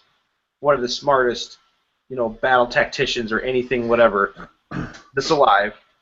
I do not doubt that Batman can study somebody like Superman and find out every single move that Superman would do and be able to plan a strategy against it. However, Superman can move faster than a speeding bullet. Yes. And no matter what Batman can plan, Superman could instantly. Batman is not fast enough to enact his plan. See, that's my thing. Superman would be able to just blow him away or laser shoot him right in the face, or can go behind him and snap his neck like Zod. Spoilers. Instantly. Right. Spoilers. Batman could plan for all of that, but not have the ability to do it fast enough. Now, I will say this. Batman is also way too smart to ever go toe-to-toe in a scenario like that with Superman. And in all of these comics, all of these scenarios, Batman always plays dirty. He has to. It's never a fair fight for Superman. It's never going to be mano-a-mano, bare-knuckled fighting, because there's no possible way that Batman can win. There's no possible way. So the way that Batman has to do this is my opinion. And I'm not even saying he wins. I'm just saying the only way he can is to play Superman. Basically to play into, he knows what his passions are, who he cares about. He's got to do dirty tricks. He can't. Superman, and then this kind of goes into this scenario with this movie, which is kind of cheating because it's been doing it in the comic books for years. But in the movie, this movie takes place almost right after Man of Steel. And in Man of Steel, Superman's kind of like, he doesn't know what the heck he's doing. He has no clue what he's doing. He's learning how to. I mean, that was one of the downfalls of Man of Steel. I mean, I'll say the collapse. It wasn't a terrible movie, but a lot of people didn't like it as much as they could have, and I think a lot of the reasons was because, number one, he killed Zod, which is not typically something that Superman does. And probably millions of other people in that fight. Right, just absolute. But when you think about it logically, I mean, it did make sense. Now, does it make sense in the comic line of that? But maybe not. But it does make sense that what's he supposed to do? These guys are trying to destroy the city. Take the fight outside the city. I guess, but he has to take those machines with him. I mean, they went all over the place. They went way outside the city. They were in some like. Yeah, but he wasn't even doing anything with the machines at that point. He was only fighting Zod. For a while, they were fighting in that town where Thor and Loki's machine were fighting. Like in the first Thor, it was like way out in the desert town or something. And then they went back and forth and blah blah blah. But now, fast forward to Batman vs Superman. Batman is had been fighting crime for like 20 years or something, I think they said. This is like... Yeah, he's definitely older. This is like close to retirement Batman, not because he's so old, but because he's just been doing it for so long, and now there's this new thing where he's got to, he's got to find out what... So this is a very, very, very seasoned Batman going up against a very, very, very amateur Superman. That still doesn't balance the power out. I mean, Superman still is ridiculously overpowered against Batman, so it has to be 100% tricking him.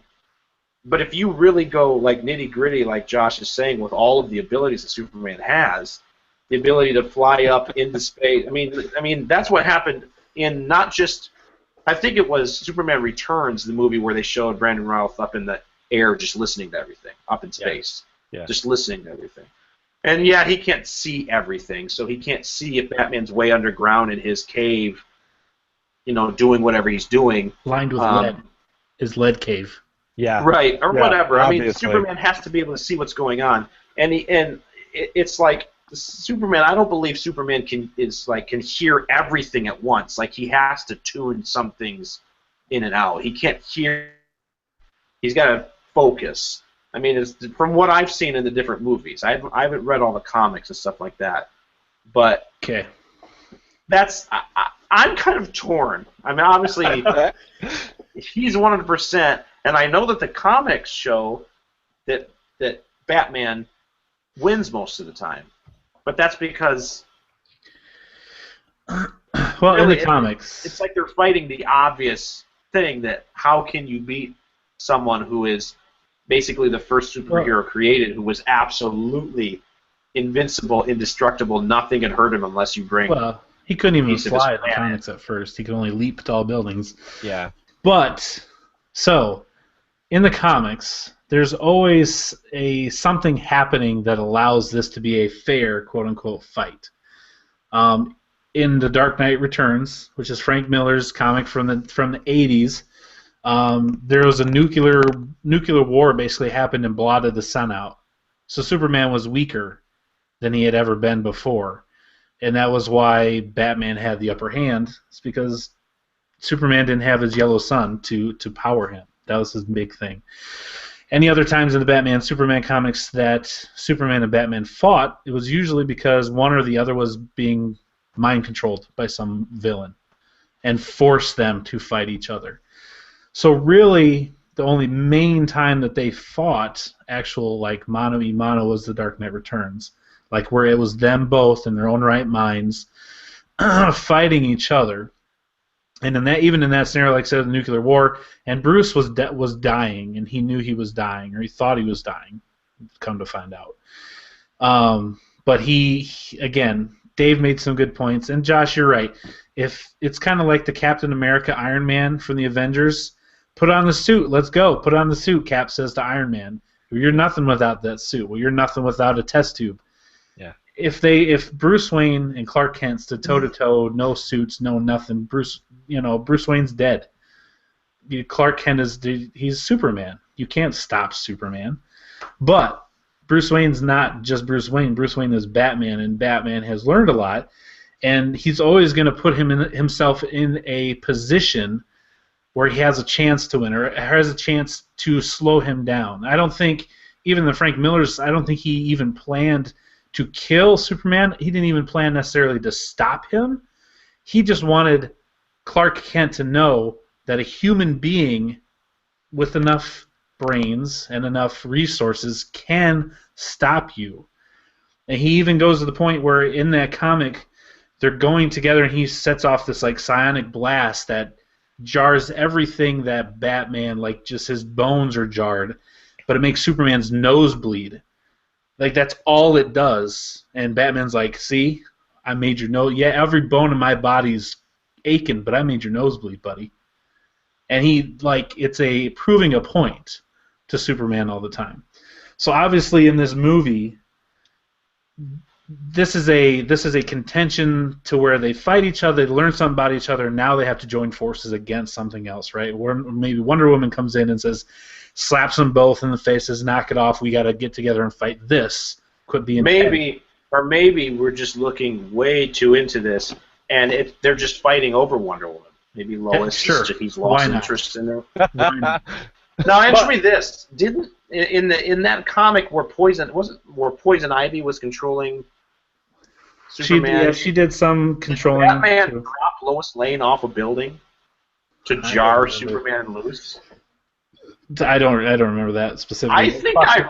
I think I read something that Batman dropped Lois Lane off of a building, risking like killing her, which is completely against his code, but I guess because he knew he would save her, that Superman would break out of the trance and would save Lois Lane. I'll say one more thing, and then Josh will let you. This will be the last thing I say towards it. I always when it comes Batman or Superman, I say Batman. You always pick Batman. Always, always, always. Now, Superman's that pure-hearted, nice guy, kind of like Captain America is, where he's always looking to do the right thing. And his biggest thing, and I think in this movie, his biggest thing is he can't save everybody, and that really bothers him. Where I can't save every single person. There's no way one person can.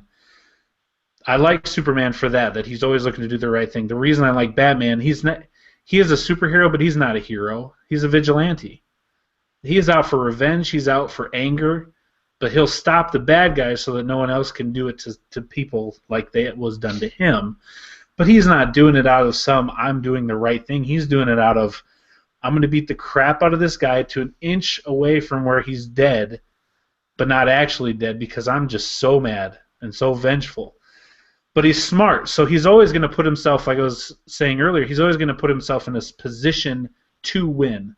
So you're right, he's not going to walk right up to Superman just because he's in a suit laced with kryptonite and say, yeah, come at me. No, you're right. Superman just blow from 100 miles away and knock him out. He's going to put it to where Superman comes to him in an environment that he's prepared for, an environment that he's laid out to ensnare and entrap Superman to where the fight is even, and that's where he takes the fight to. He doesn't go to the Fortress of Solitude. He doesn't even meet on even ground. He meets on his terms to where he's got a sliver of a chance of maybe making him bleed. And also, if he can make him bleed, that shows Superman there are people that can hurt you, and I'm the one that can. And to also, him, we have to remember, that's a victory. We also have to remember that this is in this cinematic world, too, where Superman obviously is not trying to kill Batman. He's not. He has all this power and could very easily swat him. I mean, you saw in the end of Man of Steel how it basically, he was very, very, very upset that he had to kill Zod. He did not want to do that. Did not want to. They went out of their way to. I mean, that's not something Superman does. That shocked a lot of people that they had him kill him. But obviously they didn't. I mean, they didn't just say, let's have him kill him at the end. They know that Superman doesn't kill people. So they did that for a reason. They did that to inflict some type of emotional thing in Clark's head where this is not going to happen again. This, I don't want it to end this way. And so it's going to show that that's how you get to Superman. You have to play with his head, and Batman is the most perfect person to do something like that. Josh, who wins? Okay, so to Dave's point, historically, Superman has killed and will kill if he's forced to, doesn't like to. So I agree to the point that, like, killing Zod was probably very jarring for him, and he never wants that to happen again. But to that same point, he and Zod literally destroyed basically a whole city, like skyscrapers, like millions of people dead in collateral damage in this fight, right? There's no way. So we've seen, like, what kind of a grand scale when Superman fights, when he frickin' fights, we've seen what kind of a grand scale this happens on. Like, and I hate interrupting all the time. I keep interrupting. But how do you feel about that? Because you guys, again, way more into the comics, know way more of the history. In my mind, when I think about plausibility and stuff like that and realism, that is what happens in a scenario like, when Superman's fighting Lex Luthor, suspension of disbelief. Millions of people don't die when you're fighting Lex Luthor. But when you have aliens to destroy a city, if the son of Kal-El doesn't come up or not Kal-El, doesn't come up and turn himself in. That is, that's just something that happens. How did that happen in the comics? Were there ever times where hundreds of thousands, millions of people died? Brainiac likes to kill people. They don't super address, like, that kind of collateral damage. It's kind of like the movies. Like, they don't really address the damage. It's like, everything's blowing up over here, but look, they're fighting. It's fun. Right. You just like, everyone was probably already evacuated. But obviously, they're not playing that like, oh, nobody really got hurt. That's going to come into play in this movie when there's a lot of people that are. Is he a god or is he something we should fear? Right. I think that's definitely a part of the reason that Bruce Wayne is so anti-Superman. But my point with that is, like, we've seen when Superman, like, really goes at it, like, when he's matched against somebody that is his, like equal, like Zod was, we've seen, like, what kind of destruction, like, they laid waste to a whole city. Like, this is, like, huge scale stuff. There's no way when he's fighting Bruce Wayne that kind of destruction happens. Like, Superman is way holding back when he fights Bruce Wayne versus when he's fighting Zod. Like, Superman is not punching Bruce Wayne through buildings. Yeah. There's no way. He's way holding back. So if we're saying, like, in a scenario where Superman doesn't want to kill Bruce Wayne, I still think he wins.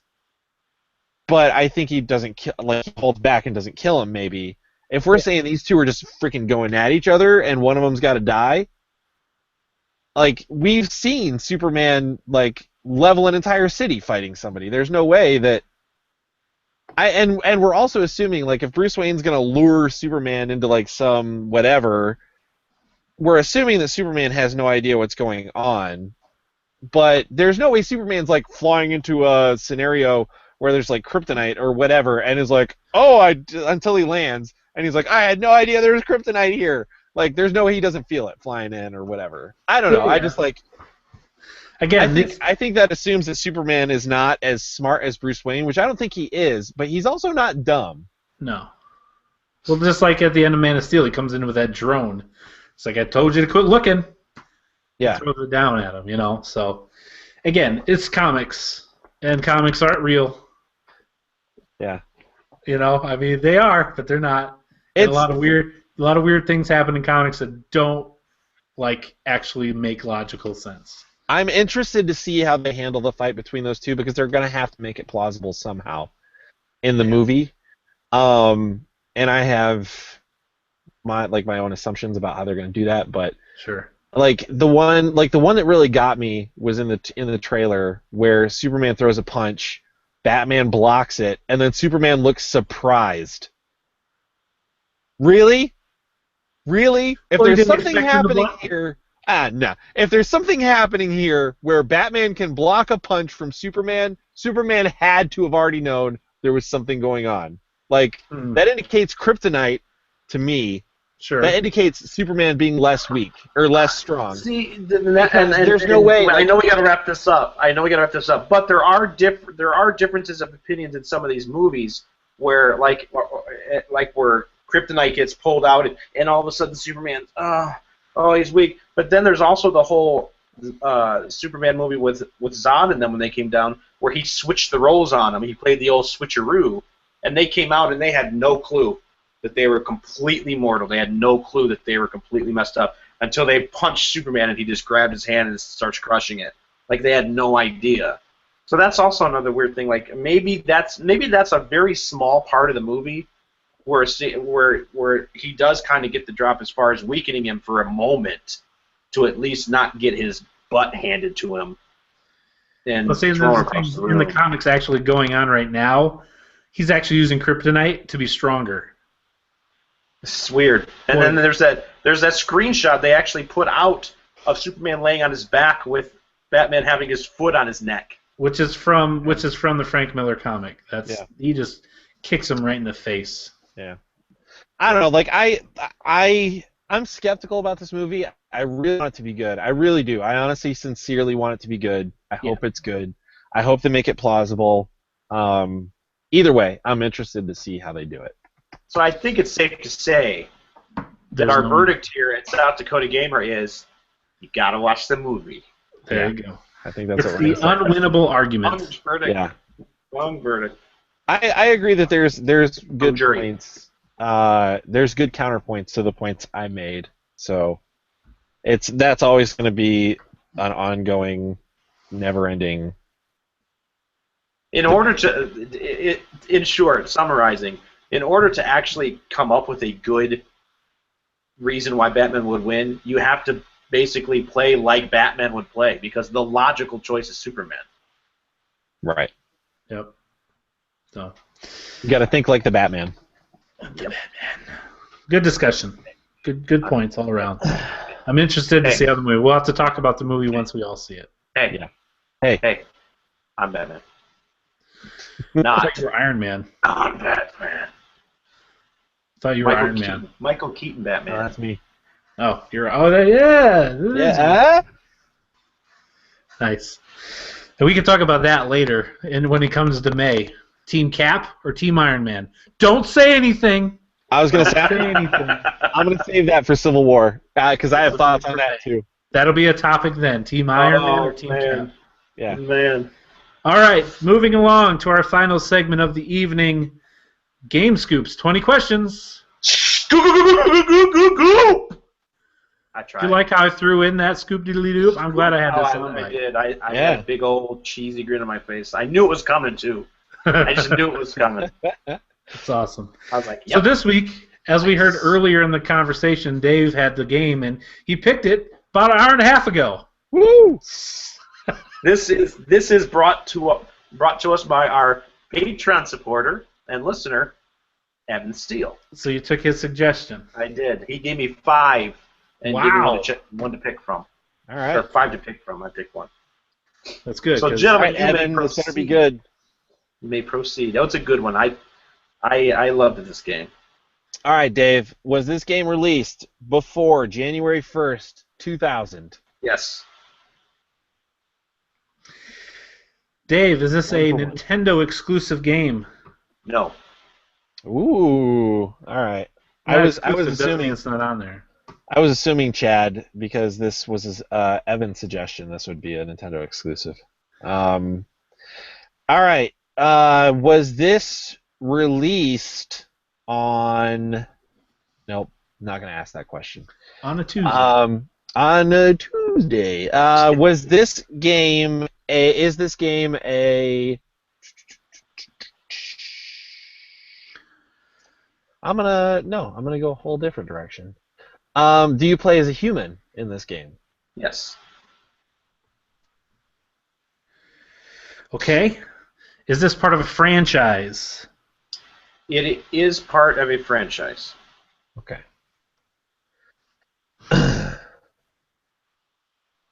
Is there a game in this franchise on current gen? It is my understanding that there is a game, because I was looking for this. It is my understanding that there is a game playable on current gen. Okay, yeah, that's by that I just mean there's a game in this franchise that's playable on current gen. Yes. Yes. Okay. As far as I know, yes. So this is not a game Dave is super familiar with. It's not like it's Hitman or something. You know what I mean? If he's saying, as far as I'm aware, meaning I've never played this game, but I think there's a game that you could play on the Wii U today. Well, I already told you I loved this game. Right, but the current gen game. Oh, right. I'm not sure of. Yeah, I'm not sure. Okay, so I'm not sure if it's released yet. I think it has. Well, that's kind of a big deal. Okay. Question 5. We're getting all kinds of free info. Wouldn't that like qualify his question? If it's not out yet, then the answer is no, not yes. I'm pretty sure it's out, but I wasn't 100% sure. That's why I said it the way I did. Could we get a fact check on that? Okay. Let me see. Why are you trying to spoil things with facts, Chad? Well, you gotta go and bring facts into it.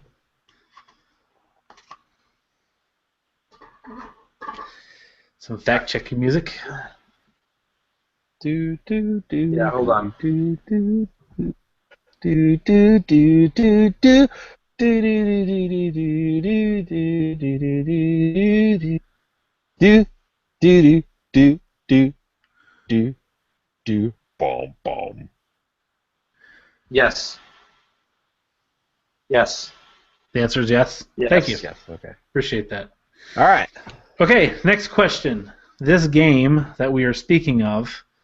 So your human is franchise. Are you a green dinosaur? No. Never mind. Wait. No, you play as a human. Right. So I'm just talking out loud. Would you be a green? No. Okay, good. Oh man. This game. Is this a platformer? No. It's like I could just see. Do you play as a green dinosaur, Josh? Not Dave. I'm not asking you. Oh man. All right. It's not a platformer.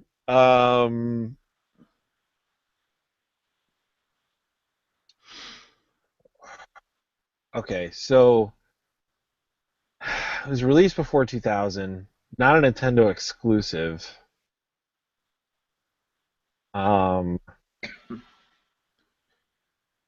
Is this a licensed property game? Yes. Let me make sure.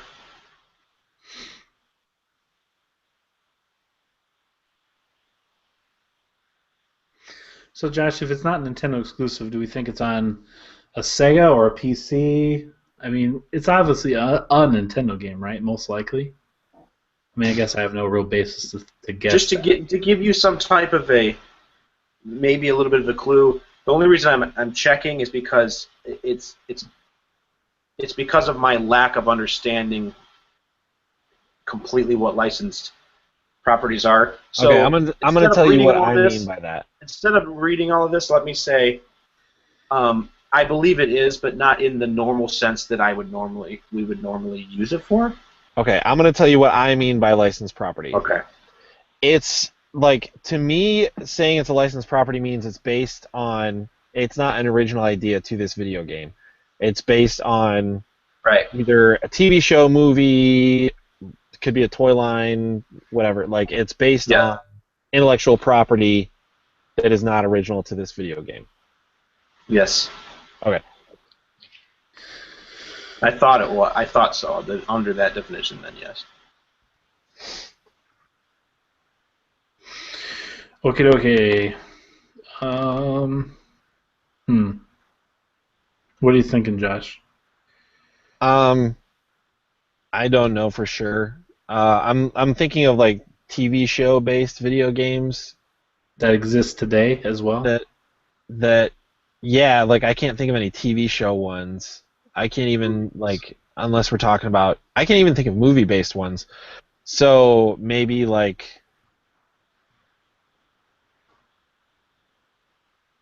I don't know. Maybe.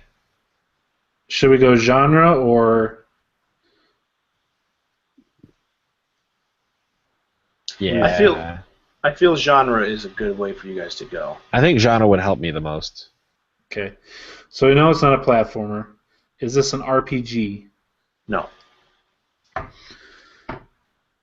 Of course, it's a bad way to go if you guess every one of them, but right. Is this a side scroller, Dave? No. Sorry. I got a text. My mind was not. Don't let that play on the. Okay. Unless you're saying that to throw us off. No, I'm getting texts from Evan, but the YouTube stream is delayed, so his responses are coming in after what's happened, so it's a little confusing. But he's confirming everything that so far that's been said.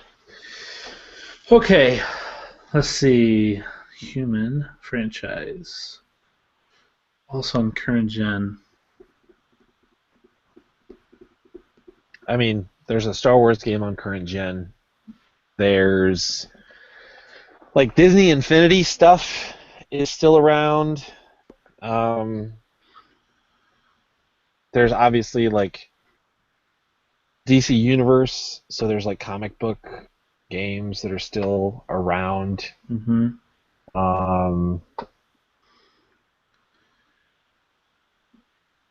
Trying to think of other licensed properties. Okay.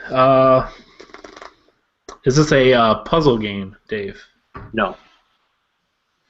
We're just going to guess every genre except for the one it is. Dang it! All right. That was number 10. Yeah. That was question 10? I thought we were on 10. That was question 10. Yeah. Oh, okay. As far as I have it. Man. So you play as a human. It's not a platformer. It's not an RPG. Game of this franchise is playable on Evan's telling me I'm getting updates from Evan.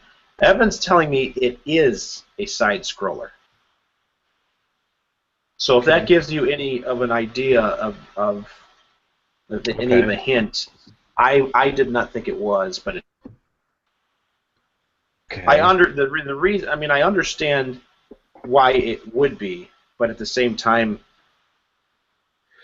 Is this a brawler?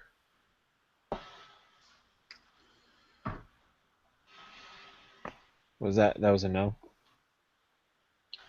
No. But now Evan, apparently the feed is caught up. He says sort of, which is not an answer that is supposed to be given in 2020 questions, but I'm going to blame it on him. Okay. So it's sort of a brawler. It is not a brawler definition, but it is sort of a brawler. Okay.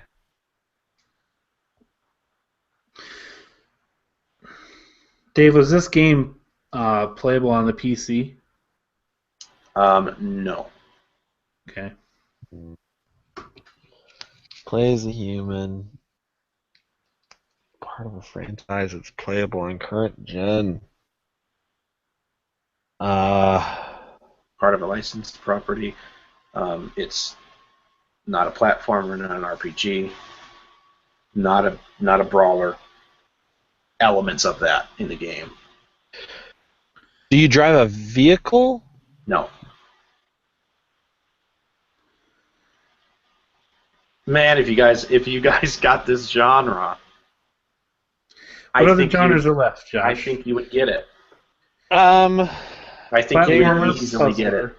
RPG side scroller. Okay, now he's telling me he meant sort of a brawler. I mean, sort of a side scroller, not sort of a brawler. Oh, dang it! All right. This is the problem with having two people get so many questions. It is delayed. Okay, so it's sort of a side scroller, not sort of a brawler. I wasn't. Well, but sort of. That went with my whole thing when I first didn't want to say it was a side scroller because I didn't want you guys to think of a traditional side scroller because it's not. Yeah. So we've still got like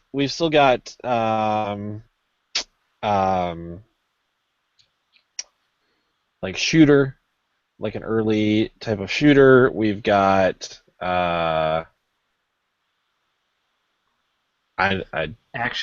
adventure. I was gonna say action adventure, like more action, I would say, than adventure. It doesn't sound like an adventure game so far. Yeah, maybe. You've got adventure. You already said it wasn't a puzzle. Right. You already said it wasn't RPG. You already said it wasn't a platformer. I'm trying to think of what else you have. Shooter, action adventure, sports, simulator.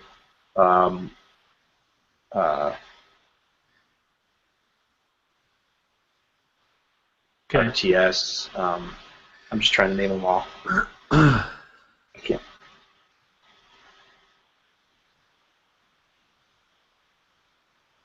The thing that's throwing me off is that there's a game today on current gen that's in this franchise.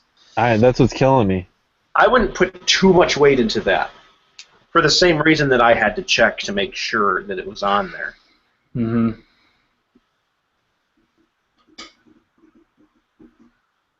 As your friend, I think you guys need to focus on is figure what Evan's saying, no hints. But it's already been very confusing with going back and forth. But the sort of side scrolling, your traditional side scroller, is not this game. It's like a top down instead. Traditional side scrollers are platformers too, aren't they? Or brawlers. Mostly, usually. Yeah, that's where I was going with the brawler thing. If it was like sort of a side scroller. So, I'm just pointing you back. This isn't an extra hint. I'm pointing you back to the fact that Evan corrected me.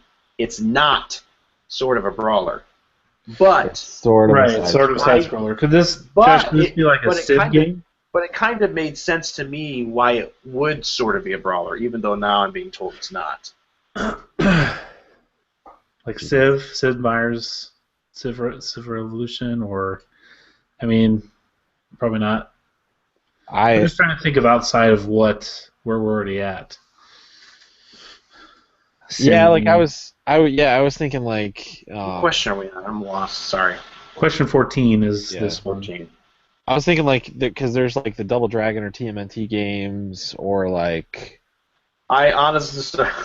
There were like X-Men games. I know Evan wants to stump you. I know he does.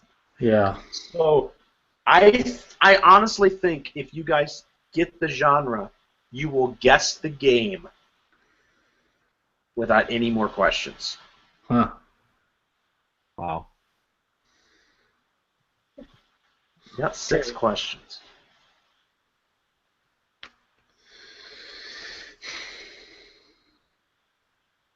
Maybe one more question after the genre, just to get. So we just got to figure out what genre it is, which we wanted to do anyway. Yeah. Right. So.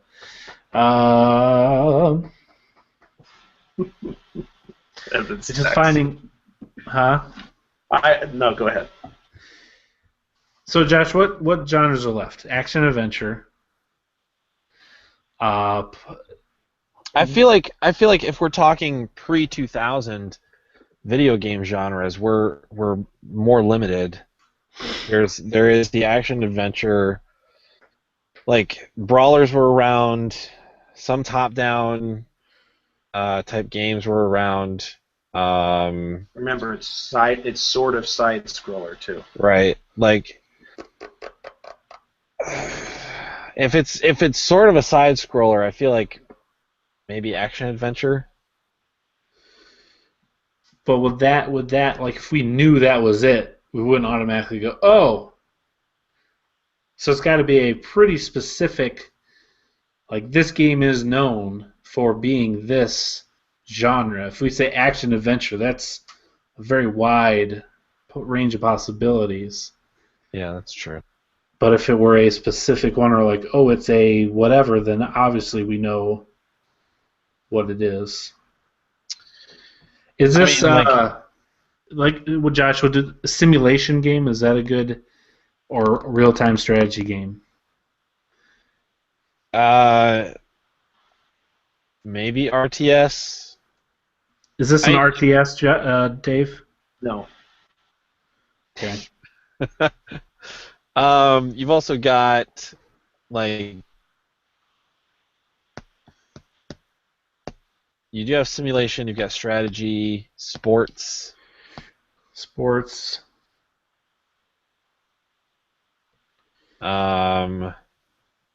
Strategy.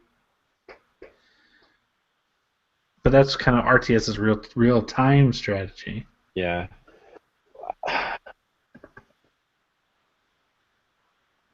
I can't, like, even among those, I can't think of a game where, like, if we guess the genre, it'd be like, oh, it's got to be this game. Sure. Is this game a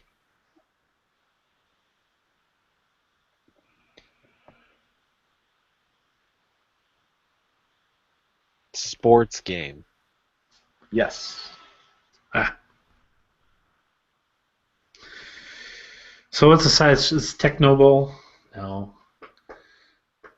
What a kind of side-scrolling sports game, Josh? That you're not a vehicle, so it's not a racing game. No, you've got so you've got Tecmo Bowl. It's probably not going to be a baseball game, right? Probably not. Even kind of side-scrolling. It's one screen.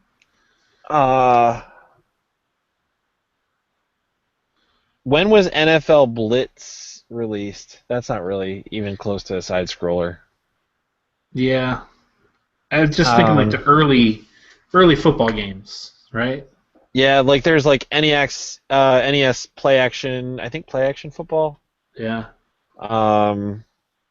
There's like basketball games would kind of be side-scrollers. Sure. That would make sense. A basketball game. There's NBA Jam.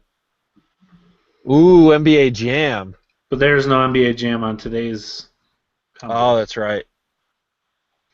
Yeah, I actually can't think of any of those games that have like a Madden game. No, but those aren't really side scrollers though. Not anymore. They were.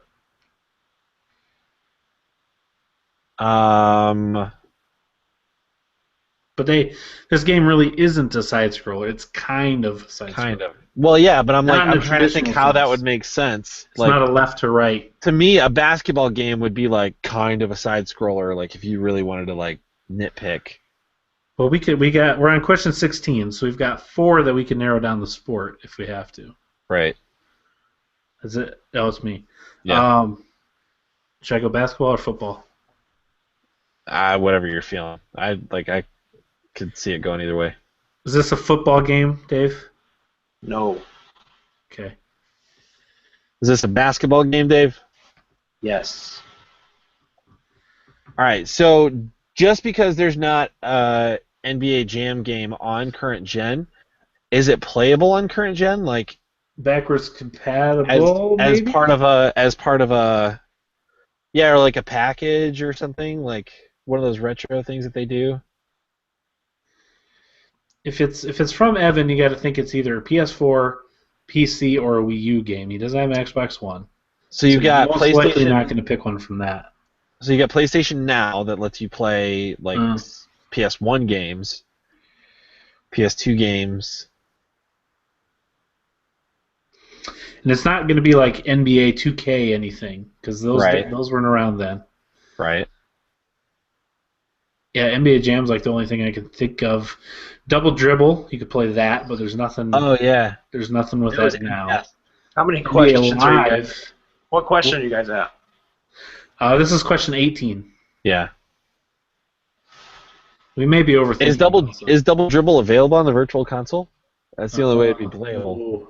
Would he do that? Because when I think current gen, I'm thinking there's a version of this game. Well, wasn't double dribble NES exclusive too? That wasn't on anything else. I don't know about that. I guess I don't know if there's a Sega version.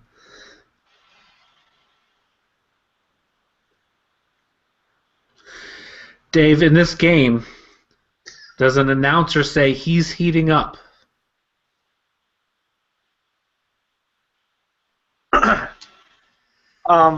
I think so. Let me check.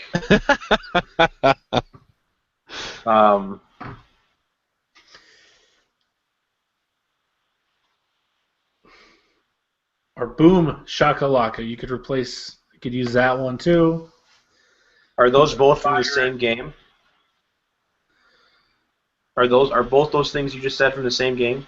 Yeah. Yeah. Yes. Okay, it's got to be NBA Jam, right? Yeah. Yep. All right. Dave. Yeah. Am I just gonna go for it? Yeah, unless you can think of another way. Yeah, just go for it. Is this game the dangerous side? Is this NBA Jam? Yes, it is. Boom shakalaka. Oh my gosh! I have a feeling Evan's mad. With one you gave too many hints. No. It wasn't that. I mean, I don't think Evan's like, oh, I'm gonna kill these guys. But, yeah, this game is playable on Xbox One. Really? Via backwards compatibility. Xbox, not this specific game, but you guys didn't have the franchise. Yes, right. The game in the franchise. NBA Jam on Fire or something, I think. Huh. NBA Jam on Fire edition. Wow.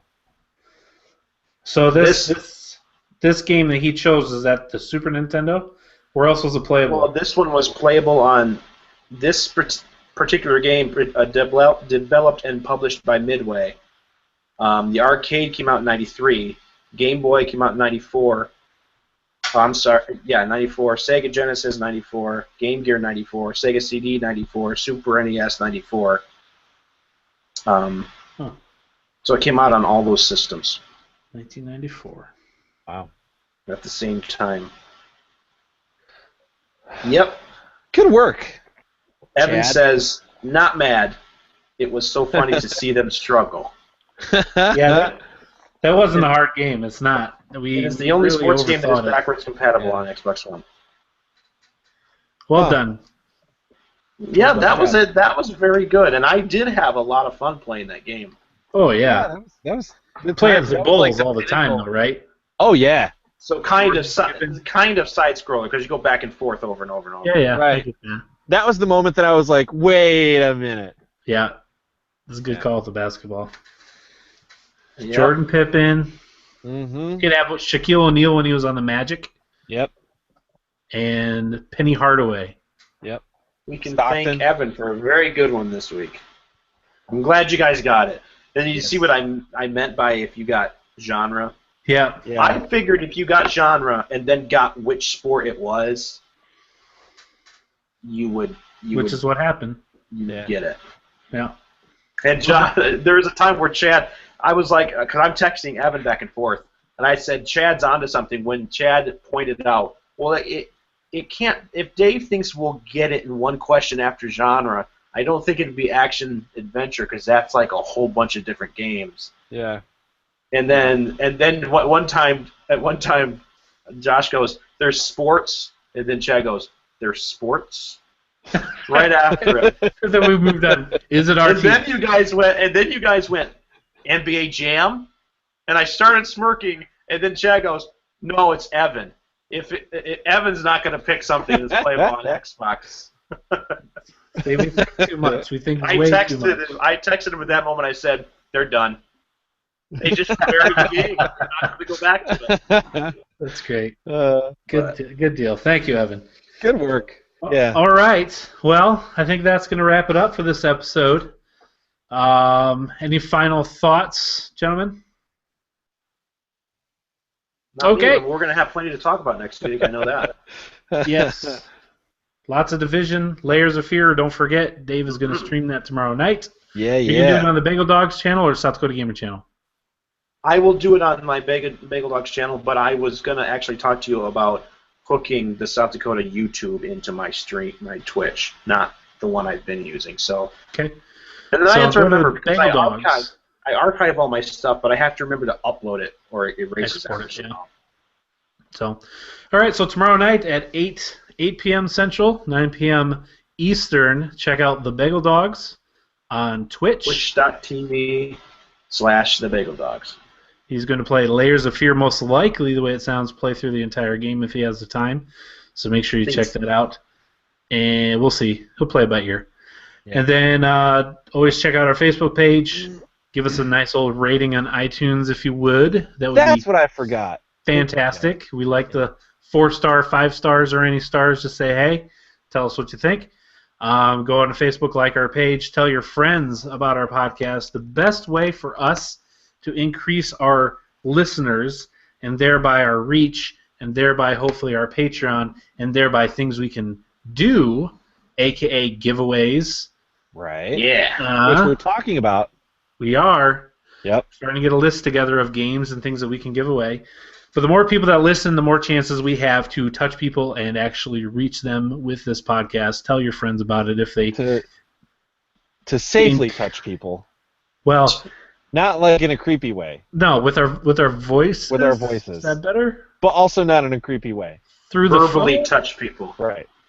Verbally molest people. It's a marketing speak. Right. Not physical. Right. Right. So not in like tell a your weird friends. way. I don't know about you guys, but I for one am all about verbal groping. Well, you do have a shirt that says seducer on it. So verbally, yeah. Just sliding those words right in there. My. Okay, so we're going to wrap this up before we get out of hand. This is very 1950s businessman today. It is March 7th, 2016. Yes. And as always, thanks for listening. You guys are awesome. Have a good week. Later. Pizza. Chad. Stop your audio. Oh, shoot, sorry. Are you going to play anything tonight? No, not tonight. So you're playing tomorrow? Yes. Bye, YouTube. Bye, YouTube. Bye, Evan.